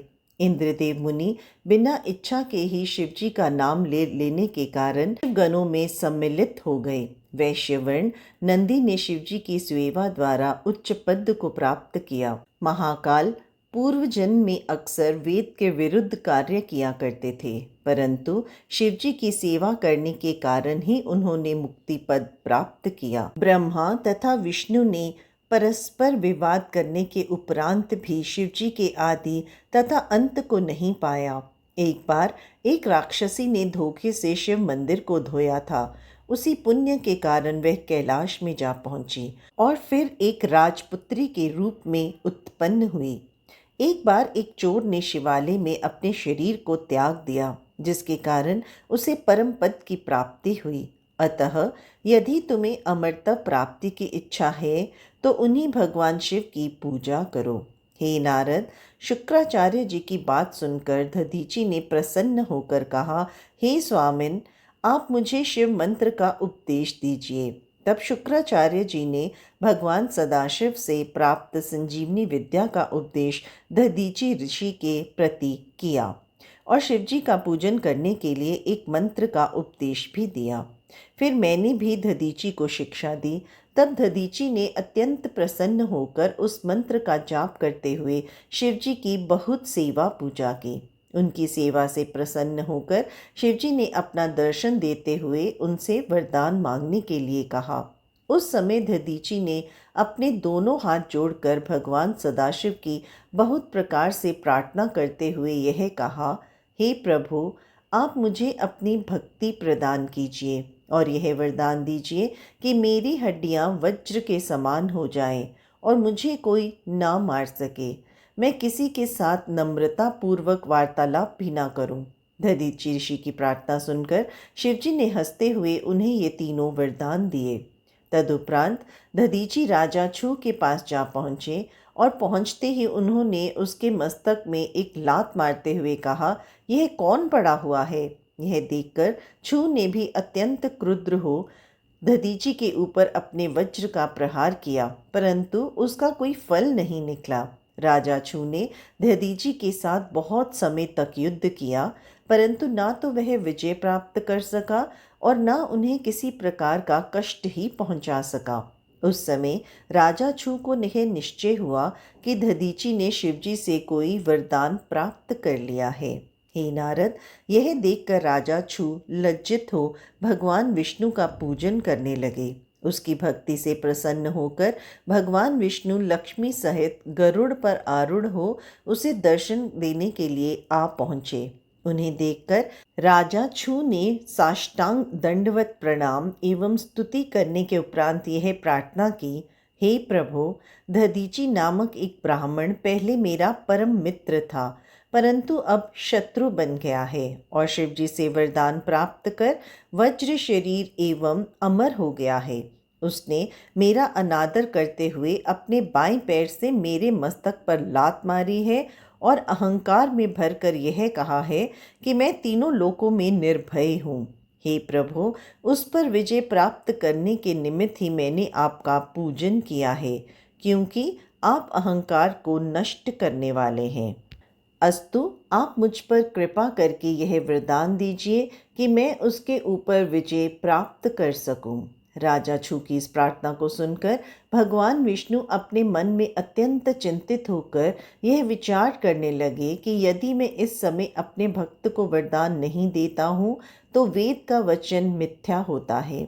इसके साथ ही यह बात भी है कि यदि मैं इसे वरदान देता हूँ तो भी वेद का वाक्य झूठा होता है, क्योंकि वेद में कहे अनुसार ब्राह्मण सदैव से निर्भय हैं। इसके साथ यह बात भी है कि मैं शिवजी का भक्त हूँ और दधीचि भी शिवजी का भक्त है। इधर राजा छू मेरा भक्त है। अस्तु, मैं दोनों बातों में से किस बात को रखूं? शिवजी की सृष्टि मेरे द्वारा मोहित नहीं हो सकती, अतः इस संबंध में मेरी कोई न चल सकेगी। इस प्रकार विचार करने के उपरांत भगवान विष्णु ने छू से कहा, हे राजन, पहले तो तुम इस बात को अपने मन में निश्चय कर रखो कि शिवजी के भक्त को कहीं भी किसी प्रकार का भय नहीं होता। तदुपरांत तुम यह जानो कि हम तुम्हारे सदैव रक्षक बने रहेंगे, जिसके कारण दधीचि अपना हठ त्याग देगा। साथ ही हम तुम्हें यह भी बताए देते हैं कि हम दधीचि को किसी प्रकार शाप दिलवा देंगे। ब्रह्मा जी ने कहा, हे नारद, जब राजा छू ने विष्णु जी का यह कथन स्वीकार कर लिया, तब विष्णु जी ब्राह्मण का स्वरूप धारण कर छल पूर्वक दधीचि के पास गए और उन्हें प्रणाम करते हुए बोले, हे ब्राह्मण, आप मुझे एक वरदान देने की कृपा करें। अपने भक्त के मनोरथ की प्राप्ति के हेतु जब विष्णु जी ने इस प्रकार कहा, उस समय उनके तात्पर्य को जानकर दधीचि ने निर्भय होकर इस प्रकार उत्तर दिया, हे विष्णु, मैं आपको पहचान गया हूँ। मेरे ऊपर शिवजी की कृपा है, अतः मैं प्रत्येक बात को भली भांति जान लेता हूँ। आप मेरे साथ छल करने के निमित्त ही यहाँ ब्राह्मण वेश धारण कर आए हैं। राजा छू ने आपकी सेवा की है और केवल इसीलिए की है कि वह मुझे परास्त कर सके। अस्तु, अब आपको उचित है कि आप अपने वास्तविक स्वरूप को प्रकट करें और अपने घर चले जाएं। शिवजी की दया से मैं तीनों काल की बातें जान लेता हूँ और तीनों लोकों में कभी किसी से भयभीत नहीं होता। दधीचि के मुख से यह शब्द सुनकर भगवान विष्णु ने हंसते हुए कहा, हे दधीचि, तुम सत्य कह रहे हो, क्योंकि शिवजी की कृपा प्राप्त होने के कारण आप सदैव निर्भय हो। परंतु मैं दंडवत करके तुमसे यह प्रार्थना करता हूँ कि तुम मेरे मनोरथ को स्वीकार कर छू के वरदान को पूर्ण करो। यह सुनकर दधीचि ने उत्तर दिया, हे विष्णु, शिवजी की कृपा प्राप्त होने के कारण अब मुझे किसी का भय नहीं है। अस्तु आप मेरे साथ ऐसा छल ना करें और अपने लोक को चले जाएं। तब विष्णु जी बोले, अरे मूर्ख, तू मेरी इस बात को क्यों नहीं मानता? मुझसे शत्रुता रखकर कोई सुखी नहीं हो सकता। मैंने रावण आदि महान बलशाली वीरों को भी नष्ट कर दिया है। तू मेरी अवज्ञा मत कर, अन्यथा मैं तुझे अपने चक्र से मार डालूंगा। यह सुनकर दधीची ने कहा, हे विष्णु, आपका कथन सत्य है और आप तीनों लोकों को जीत भी सकते हैं। आपने करोड़ों राक्षसों, दैत्यों, अपने शत्रुओं को मारा भी है, परंतु आप यह ध्यान रखिए कि शिव भक्तों के ऊपर आपका कोई वश नहीं चल सकता। उनके ऊपर आपका सुदर्शन चक्र निष्फल हो जाता है। इसके प्रमाण स्वरूप मैं आपको स्मरण दिलाए देता हूँ कि तारक के कंठ में लगकर आपका चक्र निष्फल हो गया और रावण का भी कुछ नहीं बिगाड़ सका। जिस समय आपने अपने चक्र को निष्फल होते देखकर रावण को मारने के लिए शिवजी का पूजन किया तथा उन्होंने प्रसन्न होकर आपको अमोघ बाण और आज्ञा दी, तब भी आप रावण पर विजय प्राप्त कर सके थे। आप यह भली भांति जान ले कि शिवजी की भक्ति के बिना कोई भी कार्य सफल नहीं हो सकता। हे नारद, यह सुनकर विष्णु जी ने अत्यंत क्रुद्ध हो अपना चक्र दधीची के ऊपर छोड़ दिया, परंतु दधीची के शरीर का स्पर्श करते ही वह चक्र सर्वथा निष्फल हो गया। उस समय विष्णु जी ने अपनी ऐसी पराजय देखकर बहुत व्याकुल हुए। तभी दधीची ने मुस्कुराते हुए उनसे इस प्रकार कहा, हे विष्णु, आप आश्चर्यचकित ना हो। मैं आपको चक्र के निष्फल हो जाने का कारण विस्तार पूर्वक समझाता हूँ। यद्यपि आपने बहुत उपायों द्वारा इस चक्र को प्राप्त किया है, परंतु यह मुझे अपना मित्र समझकर नहीं मारता। आप मेरे ऊपर जिस अस्त्र का प्रयोग चाहे करें और अपनी संपूर्ण शक्ति लगाकर मुझे नष्ट करने का प्रयत्न करें, परंतु यह निश्चित है कि आप मेरा कुछ भी नहीं बिगाड़ सकते। यह सुनकर विष्णु जी अत्यंत क्रुद्ध हुए और उन्होंने महाभयानक गर्जना की। उस घोर गर्जना को सुनकर देवता, उपदेवता और वैकुंठवासी लोगों की सेना विष्णु जी के समीप तुरंत आ पहुंची। तब विष्णु जी ने उस सेना को साथ लेकर दधीची के साथ युद्ध किया। हे नारद, विष्णु जी ने जब सब देवताओं के साथ मिलकर दधीची के ऊपर अनेक प्रकार के अस्त्रों शस्त्रों की वर्षा की, इस प्रकार धर्म के प्रतिकूल चलते हुए सब ने मिलकर एक मनुष्य को मार डालना चाहा, परंतु उस दशा में भी दधीची निर्भय बना रहा। उसने एक मुट्ठी कुश लेकर जैसे ही उन देवताओं की ओर छोड़े, वैसे ही वे पवित्र त्रिशूल बनकर प्रलय काल की ज्योति के समान चारों ओर अग्नि फैलाते हुए सबको भस्म करने लगे। उन त्रिशूलों ने विष्णु सहित संपूर्ण देवताओं को नष्ट कर देना चाहा। यह दृश्य देखकर सब देवताओं ने अपने हथियार डाल दिए और उस स्थान से भाग खड़े हुए।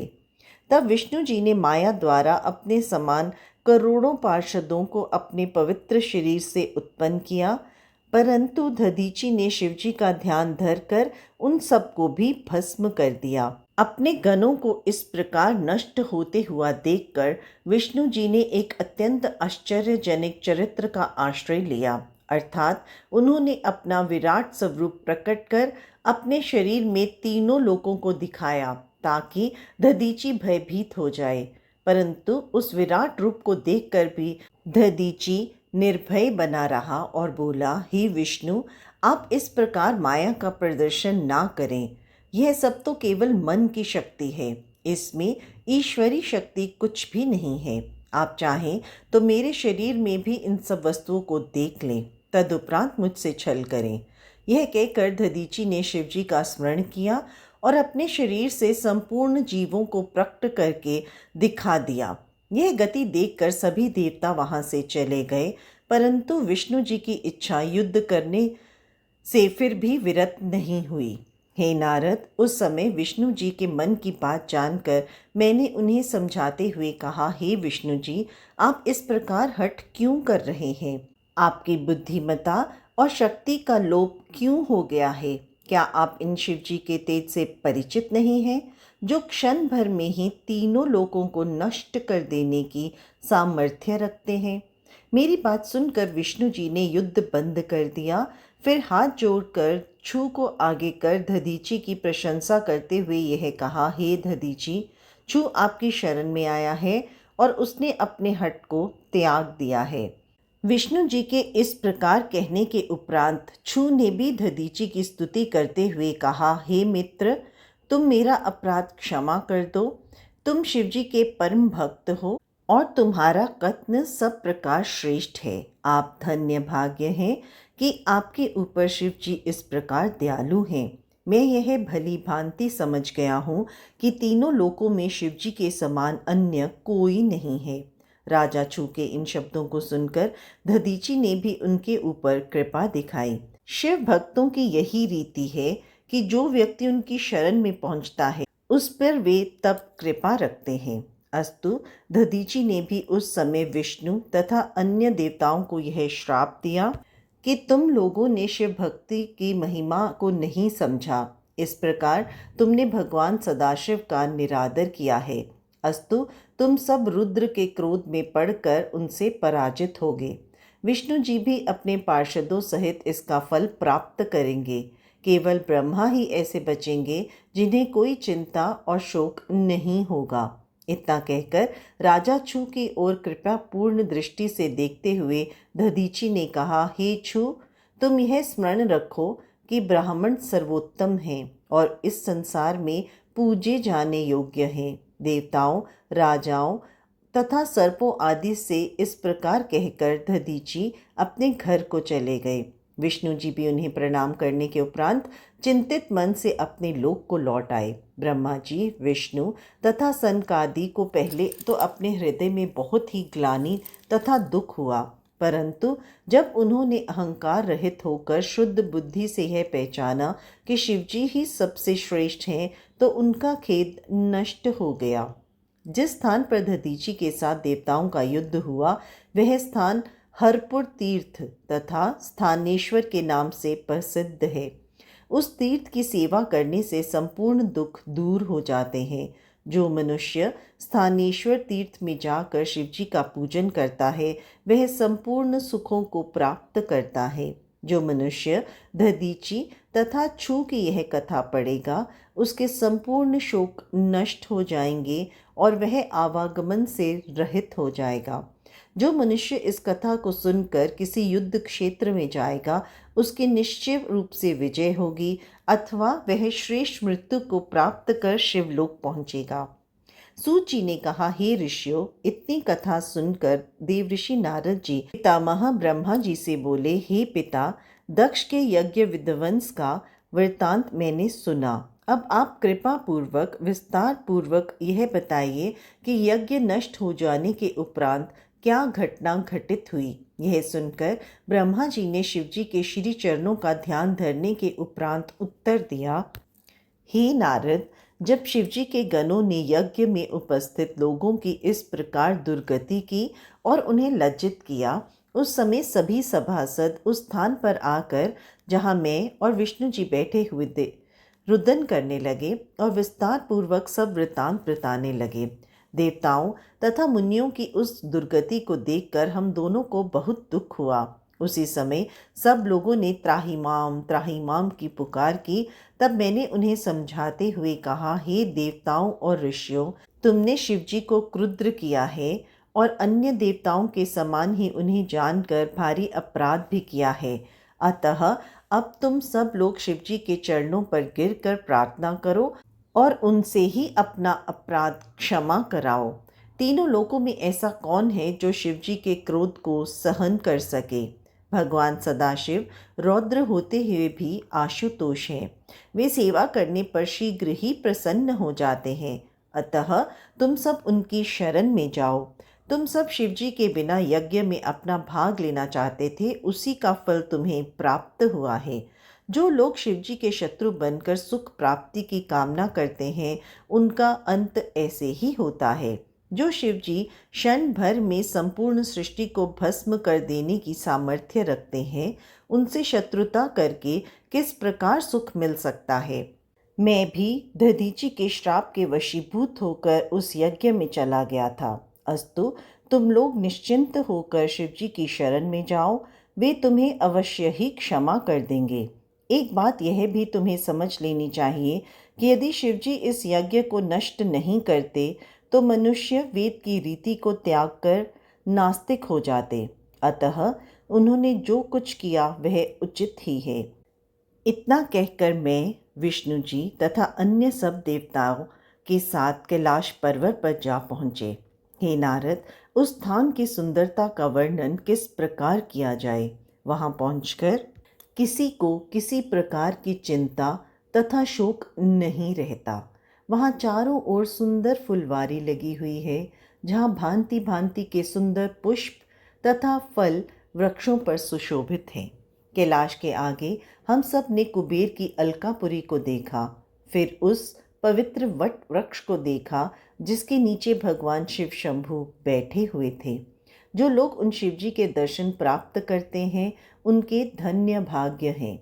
महाप्रभु का इतना सुंदर स्वरूप था कि उसका वर्णन नहीं किया जा सकता। उनका शरीर अत्यंत कांतिमय था। उस समय वे वीरासन की मुद्रा में कुश के आसन पर बैठे हुए थे।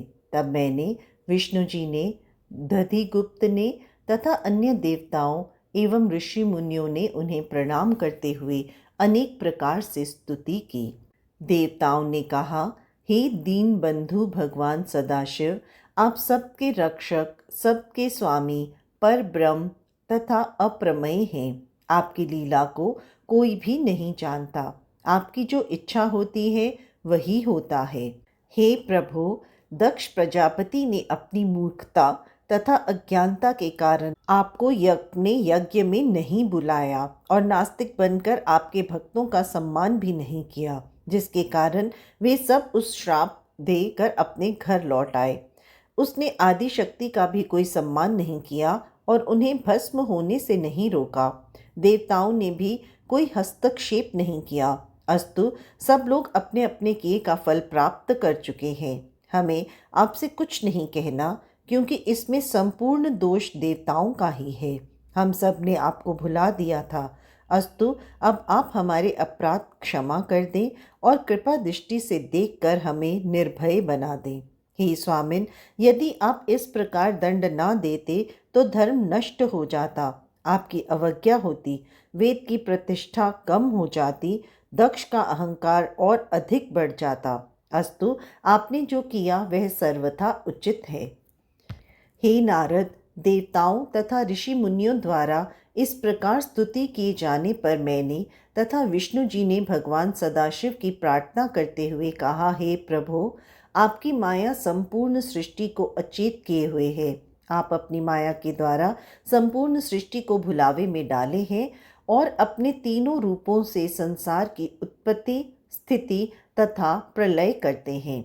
हे प्रभु, इस समय हम सब आपकी शरण में आए हैं। अस्तु, आप हम सब पर कृपा कीजिए और हमें वरदान दीजिए जिसके कारण दक्ष को पुनः जीवन प्राप्त हो। आप भृगु देवता को नेत्र प्रदान कीजिए तथा भृगु ऋषि के कलेश को दूर कीजिए।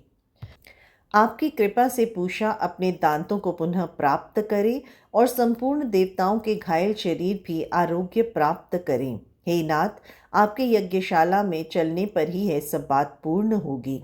हम यह प्रण करते हैं कि भविष्य में आपके बिना कोई भी यज्ञ ना होगा।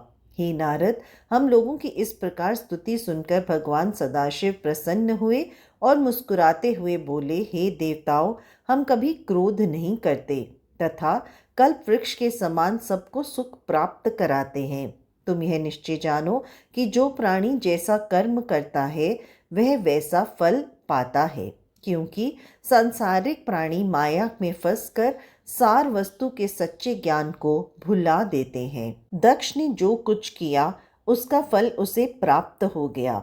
अब हम यह वरदान देते हैं कि दक्ष बकरे का मुख पाकर जीवित हो जाएंगे, भृगु मित्र के नेत्रों से देखेंगे, पूषा यजमान के दांतों से भोजन करेंगे तथा सभी देवताओं के शरीर स्वस्थ हो जाएंगे। इतना कहकर शिवजी मौन हो गए। उस समय सब देवता प्रसन्न होकर जय जयकार करने लगे और यह कहने लगे कि हे प्रभु, अब आप यज्ञ में अवश्य चलें, क्योंकि आपके बिना यज्ञ पूर्ण ना होगा। आप कृपा कर अपने भाग को स्वीकार कीजिए। इस प्रकार देवताओं ने जब प्रार्थना की तो शिवजी ने यज्ञ में चलना स्वीकार कर लिया। उस समय सबको अत्यंत आनंद प्राप्त हुआ। जिस समय शिवजी यज्ञ स्थल की ओर चले, उस समय की शोभा यह थी कि कोई देवता शिवजी पर चंवर डुलाता था, कोई छत्र लिए चल रहा था, कोई उनकी महिमा का वर्णन कर रहा था। ब्रह्मा जी ने कहा, हे नारद, इस प्रकार मैं, विष्णु जी और अन्य सभी देवता जिस समय शिवजी के साथ चलते हुए दक्ष के यज्ञ मंडप में जा पहुँचे, उस समय दक्ष के पारिवारिक जनों को अत्यंत प्रसन्नता हुई। तदुपरांत शिवजी की आज्ञा अनुसार प्रत्येक कार्य किया जाए।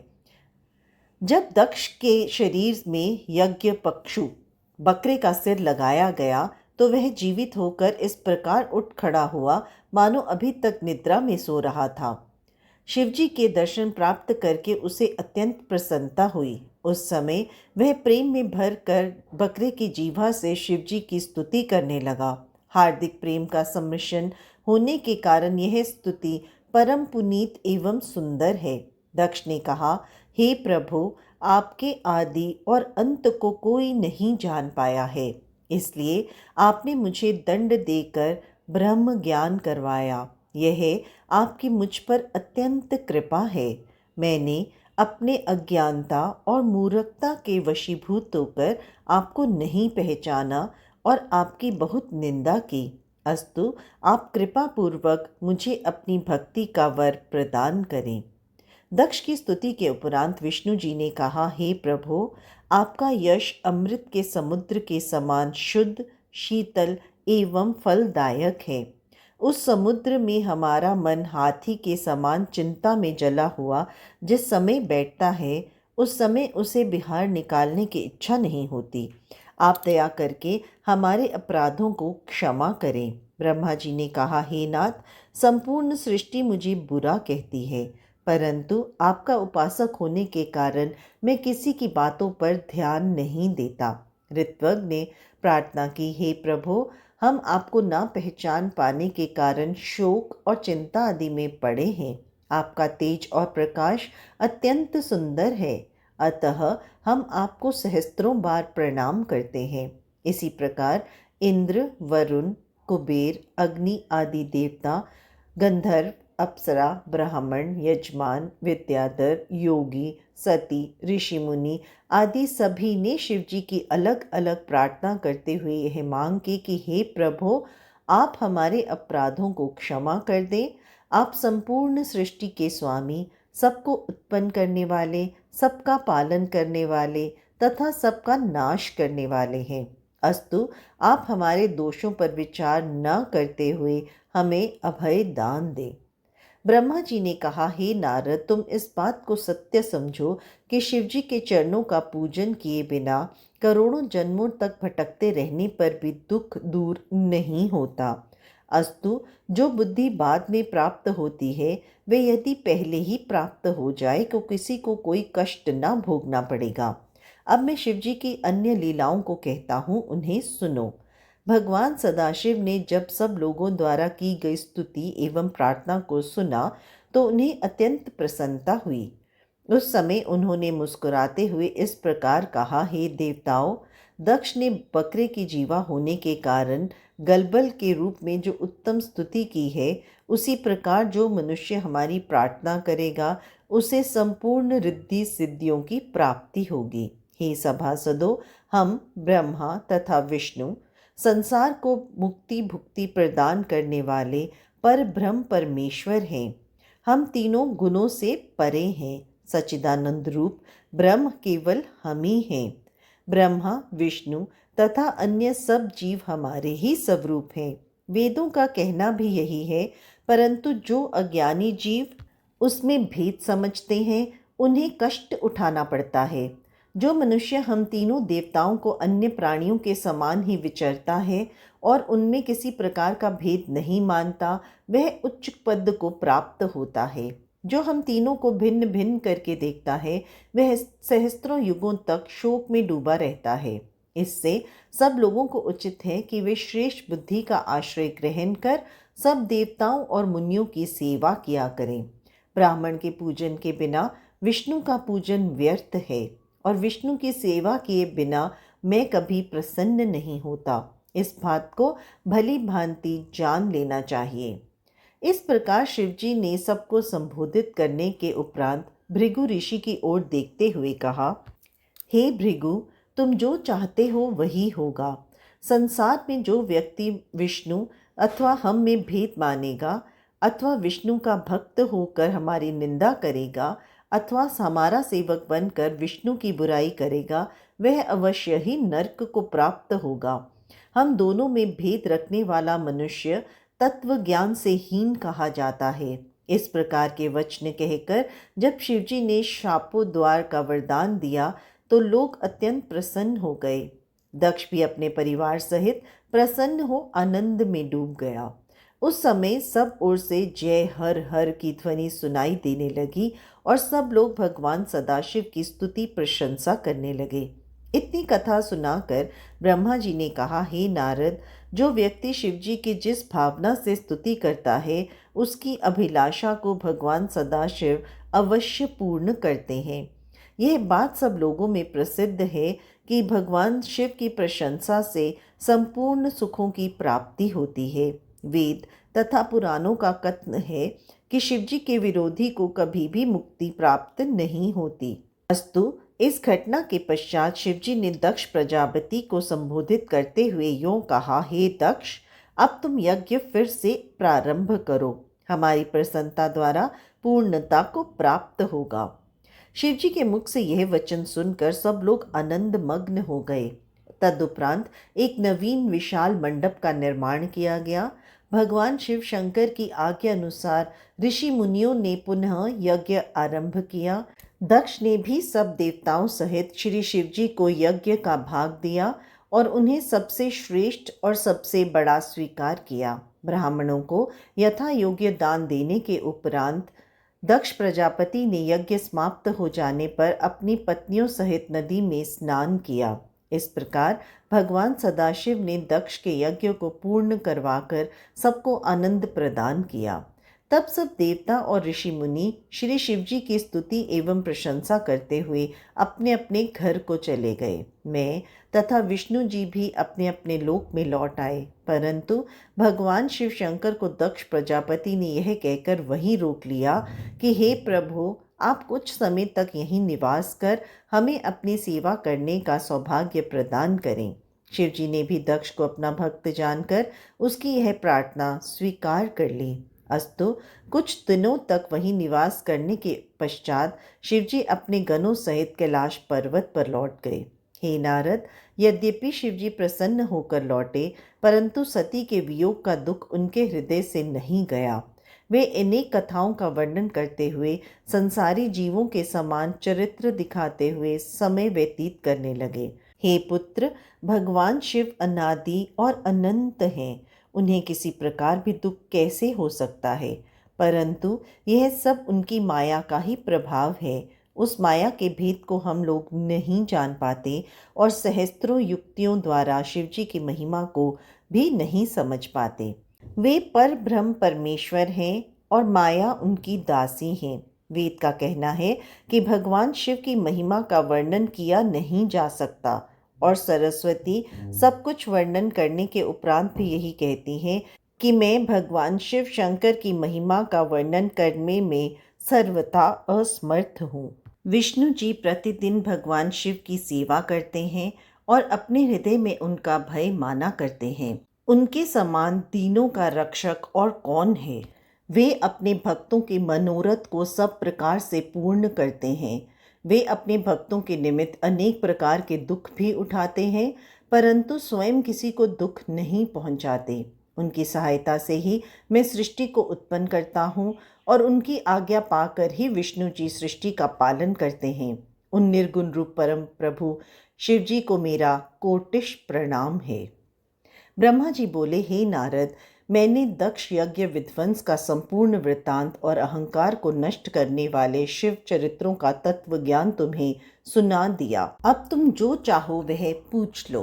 यह सुनकर देवऋषि नारद जी ने अपने दोनों हाथ जोड़कर ब्रह्मा जी की स्तुति एवं प्रशंसा करते हुए नम्रता पूर्वक कहा, हे पिता, अब आप यह बताइए कि जब शिवजी कैलाश पर्वत पर लौट गए उसके पश्चात क्या हुआ। ब्रह्मा जी बोले, हे नारद, जिस स्थान पर सती ने अपना शरीर त्याग किया था उस स्थान पर एक परम प्रकाशवान ज्योति पुंज का उदय हुआ। वह ज्योति पुंज पश्चिम दिशा की ओर एक देश में गिर गया। तब उस ज्योति पुंज का नाम ज्वाला भवानी हुआ। उसकी सेवा करने से संपूर्ण मनोरथों की प्राप्ति होती है। उसको ज्वाला देवी भी कहा जाता है। कल्प भेद के अनुसार सती के अन्य अंग भी प्रकट हुए हैं। वे जहाँ जहाँ गिरे उन स्थानों की महिमा अलग अलग है। सूत जी बोले, हे ऋषियों, यह वृत्तांत सुनकर नारद जी ने ब्रह्मा जी से पूछा, हे पिता, अब आप कल्प भेद से सती के संपूर्ण चरित्रों का वर्णन करें और यह बताएं कि उनके द्वारा किन किन देवियों की उत्पत्ति हुई है। यह सुनकर ब्रह्मा जी ने कहा, हे नारद, अब तुम कल्प भेद के अनुसार सती के चरित्रों को सुनो। एक कल्प की कथा यह है कि जब सती जी ने दक्ष के यज्ञ में पहुंचकर अपना अपमान तथा शिवजी के निरादर को देखा तो वे अत्यंत क्रुद्ध हुई। उन्होंने अपनी माता के पास पहुंचकर उन्हें बहुत समझाते हुए कहा, हे माता, इस यज्ञ स्थल में बहुत दुखदायी निंदनीय कर्म हुआ है। अब मैं अवश्य ही अपने प्राणों को त्याग दूंगी, जिसके कारण सब लोगों को बहुत दुख उठाना पड़ेगा। मेरी मृत्यु के पश्चात शिवजी के गण बहुत उपद्रव मचाएंगे और कोई भी व्यक्ति बिना दंड पाए नहीं बचेगा। तदुपरांत शिवजी भी मेरे वियोग में बहुत दुखी होकर तीनों लोकों में भ्रमण करेंगे। हे नारद, इस प्रकार की भविष्यवाणी कर सती ने उस स्थान से चला जाना चाहा, परंतु उनकी माता तथा बहनों ने उन्हें रोक लिया। उस समय सती जी योग धारण कर अंतर्ध्यान हो गई और गंगा तट पर पहुंचकर स्नान करने के उपरांत नवीन वस्त्रों को धारण कर गंधमादन पर्वत पर जा पहुंची। वहां उन्होंने सर्वप्रथम शिवजी की पूजा की। तदुपरांत श्वास को ब्रह्मांड पर चढ़ाकर शरीर को त्याग पर ब्रह्म की ज्योति में लीन हो गई। उस समय तीनों लोकों में भारी हाहाकार मच गया और एक ऐसा शब्द उत्पन्न हुआ जिसके कारण दैत्यों के घर नष्ट हो गए और देवता अत्यंत दुखी हुए।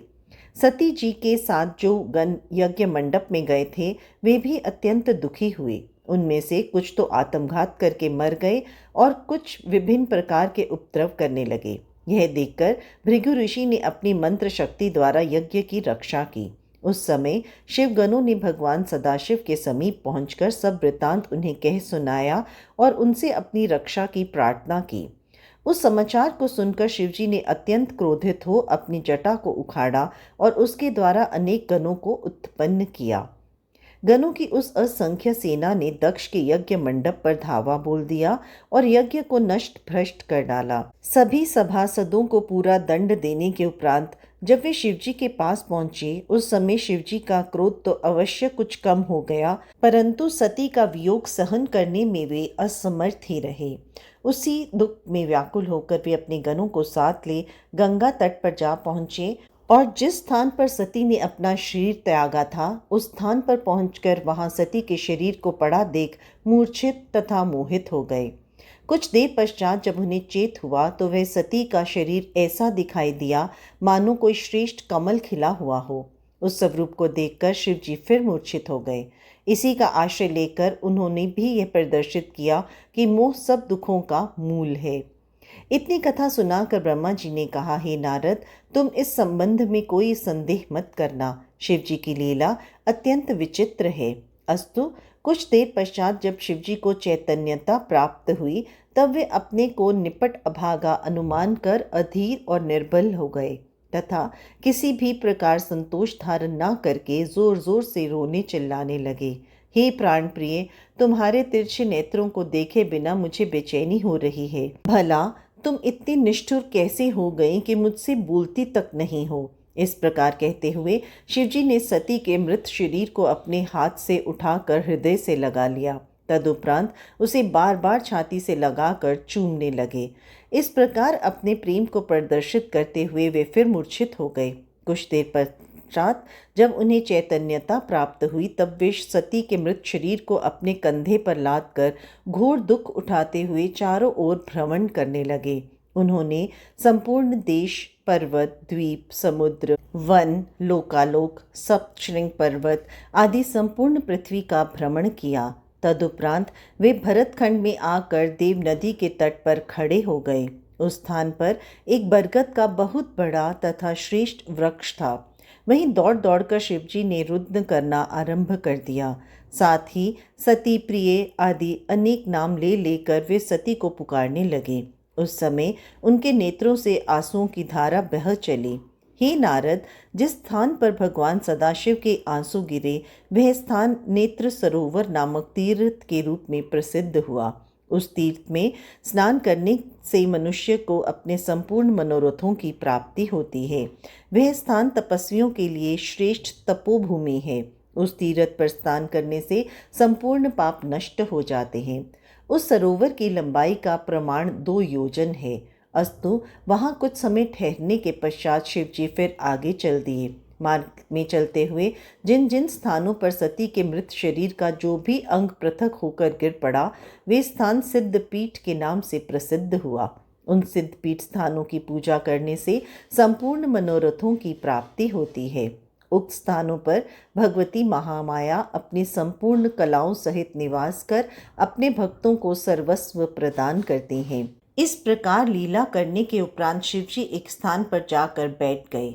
सती के मृत शरीर का जो भाग शेष रह गया था वहां उन्होंने उसका दाह संस्कार किया। तदुपरांत उनकी हड्डियों को एकत्रित कर एक माला बनाई जिसे उन्होंने अपने गले में धारण कर लिया। फिर चिता की भस्म को अपने शरीर पर मलकर वे उसी स्थान पर बैठ गए तथा प्राणेश्वरी, भवानी आदि नामों द्वारा सती का स्मरण करते हुए रो रो कर व्याकुल होने लगे। उन्होंने परब्रह्म होते हुए भी ऐसी लीलाओं द्वारा सबको मोहित कर दिया। हे पुत्र, भगवान सदाशिव के इस चरित्र को पढ़ने तथा सुनने से भी मुक्ति प्राप्त होती है। इतनी कथा सुनाकर पौराणिक सूत जी ने कहा, हे शौनकादि ऋषियों, सिद्धपीठ के इस वृतांत को सुनकर देवऋषि नारद जी ने ब्रह्मा जी से कहा, हे पिता, सती के अंगों द्वारा जिन जिन स्थानों पर जो जो पीठ उत्पन्न हुए अब उनके संबंध में मुझे बताने की कृपा करें। यह सुनकर ब्रह्मा जी बोले, हे पुत्र, सिद्ध पीठों का संपूर्ण वृतांत मैं तुम्हें सुनाता हूँ, तुम ध्यान देकर सुनो। देवपुर नामक परम नवनीत पर्वत पर सती जी के दोनों चरण गिरे। उस स्थान पर महाभागा देवी प्रकट हुई। वहाँ शिवलिंग भी विराजमान है। औटयानी देश में सती जी के दोनों नितंब गिरे। वह कात्यायनी सिद्धपीठ प्रकट हुआ। वहाँ भी शिवलिंग विराजमान है।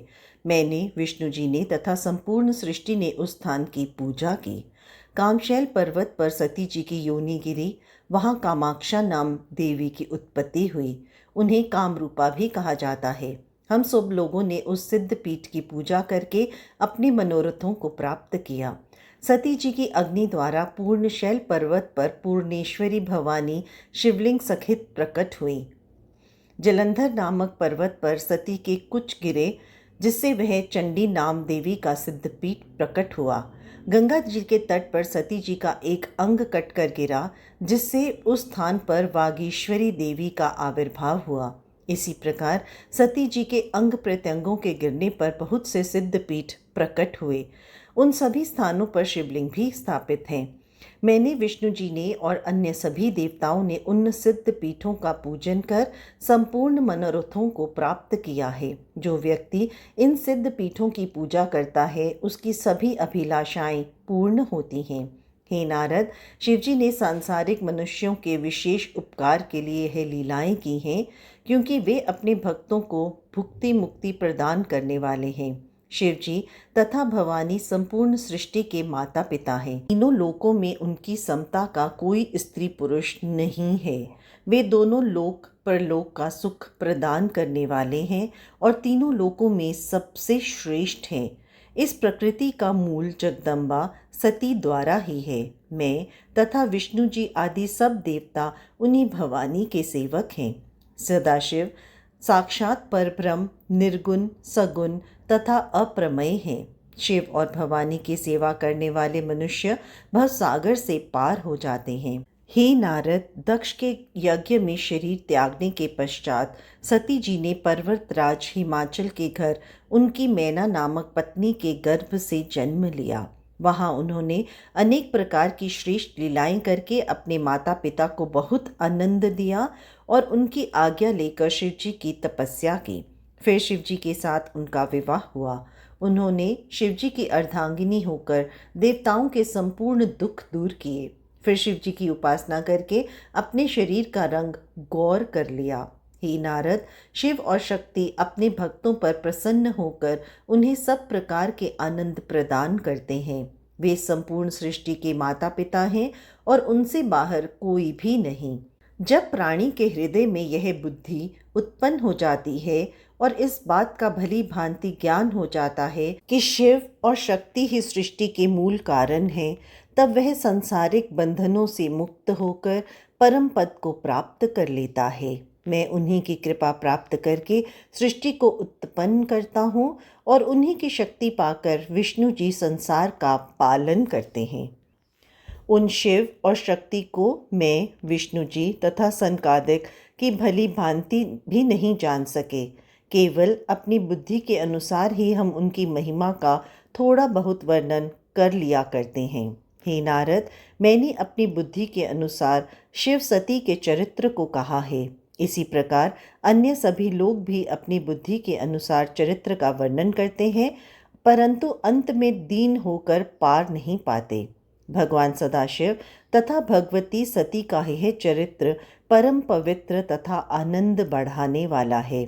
इसको सुनने से कीर्ति तथा आयु में वृद्धि होती है। यह चरित्र संपूर्ण पापों को नष्ट करने वाला और शत्रुओं पर विजय प्राप्त कराने वाला है। शिव और सती का यह चरित्र जो स्वयं पढ़ता है अथवा दूसरों को सुनाता है, वह अपने कुल सहित समस्त विपत्तियों से छूट जाता है और इस संसार में अनेक प्रकार के आनंद का उपभोग करने के पश्चात अंत में शिवलोक को प्राप्त होता है। हे नारद, मैंने तुमसे यह सब चरित्र कहा, अब तुम और जो सुनना चाहते हो उसे बताओ। ओम श्री शिव पुराणे श्री शिव विलासे उत्तरखंडे भाष्यां ब्रह्मा नारद संवादे द्वितीयो खंड। हरि नमः।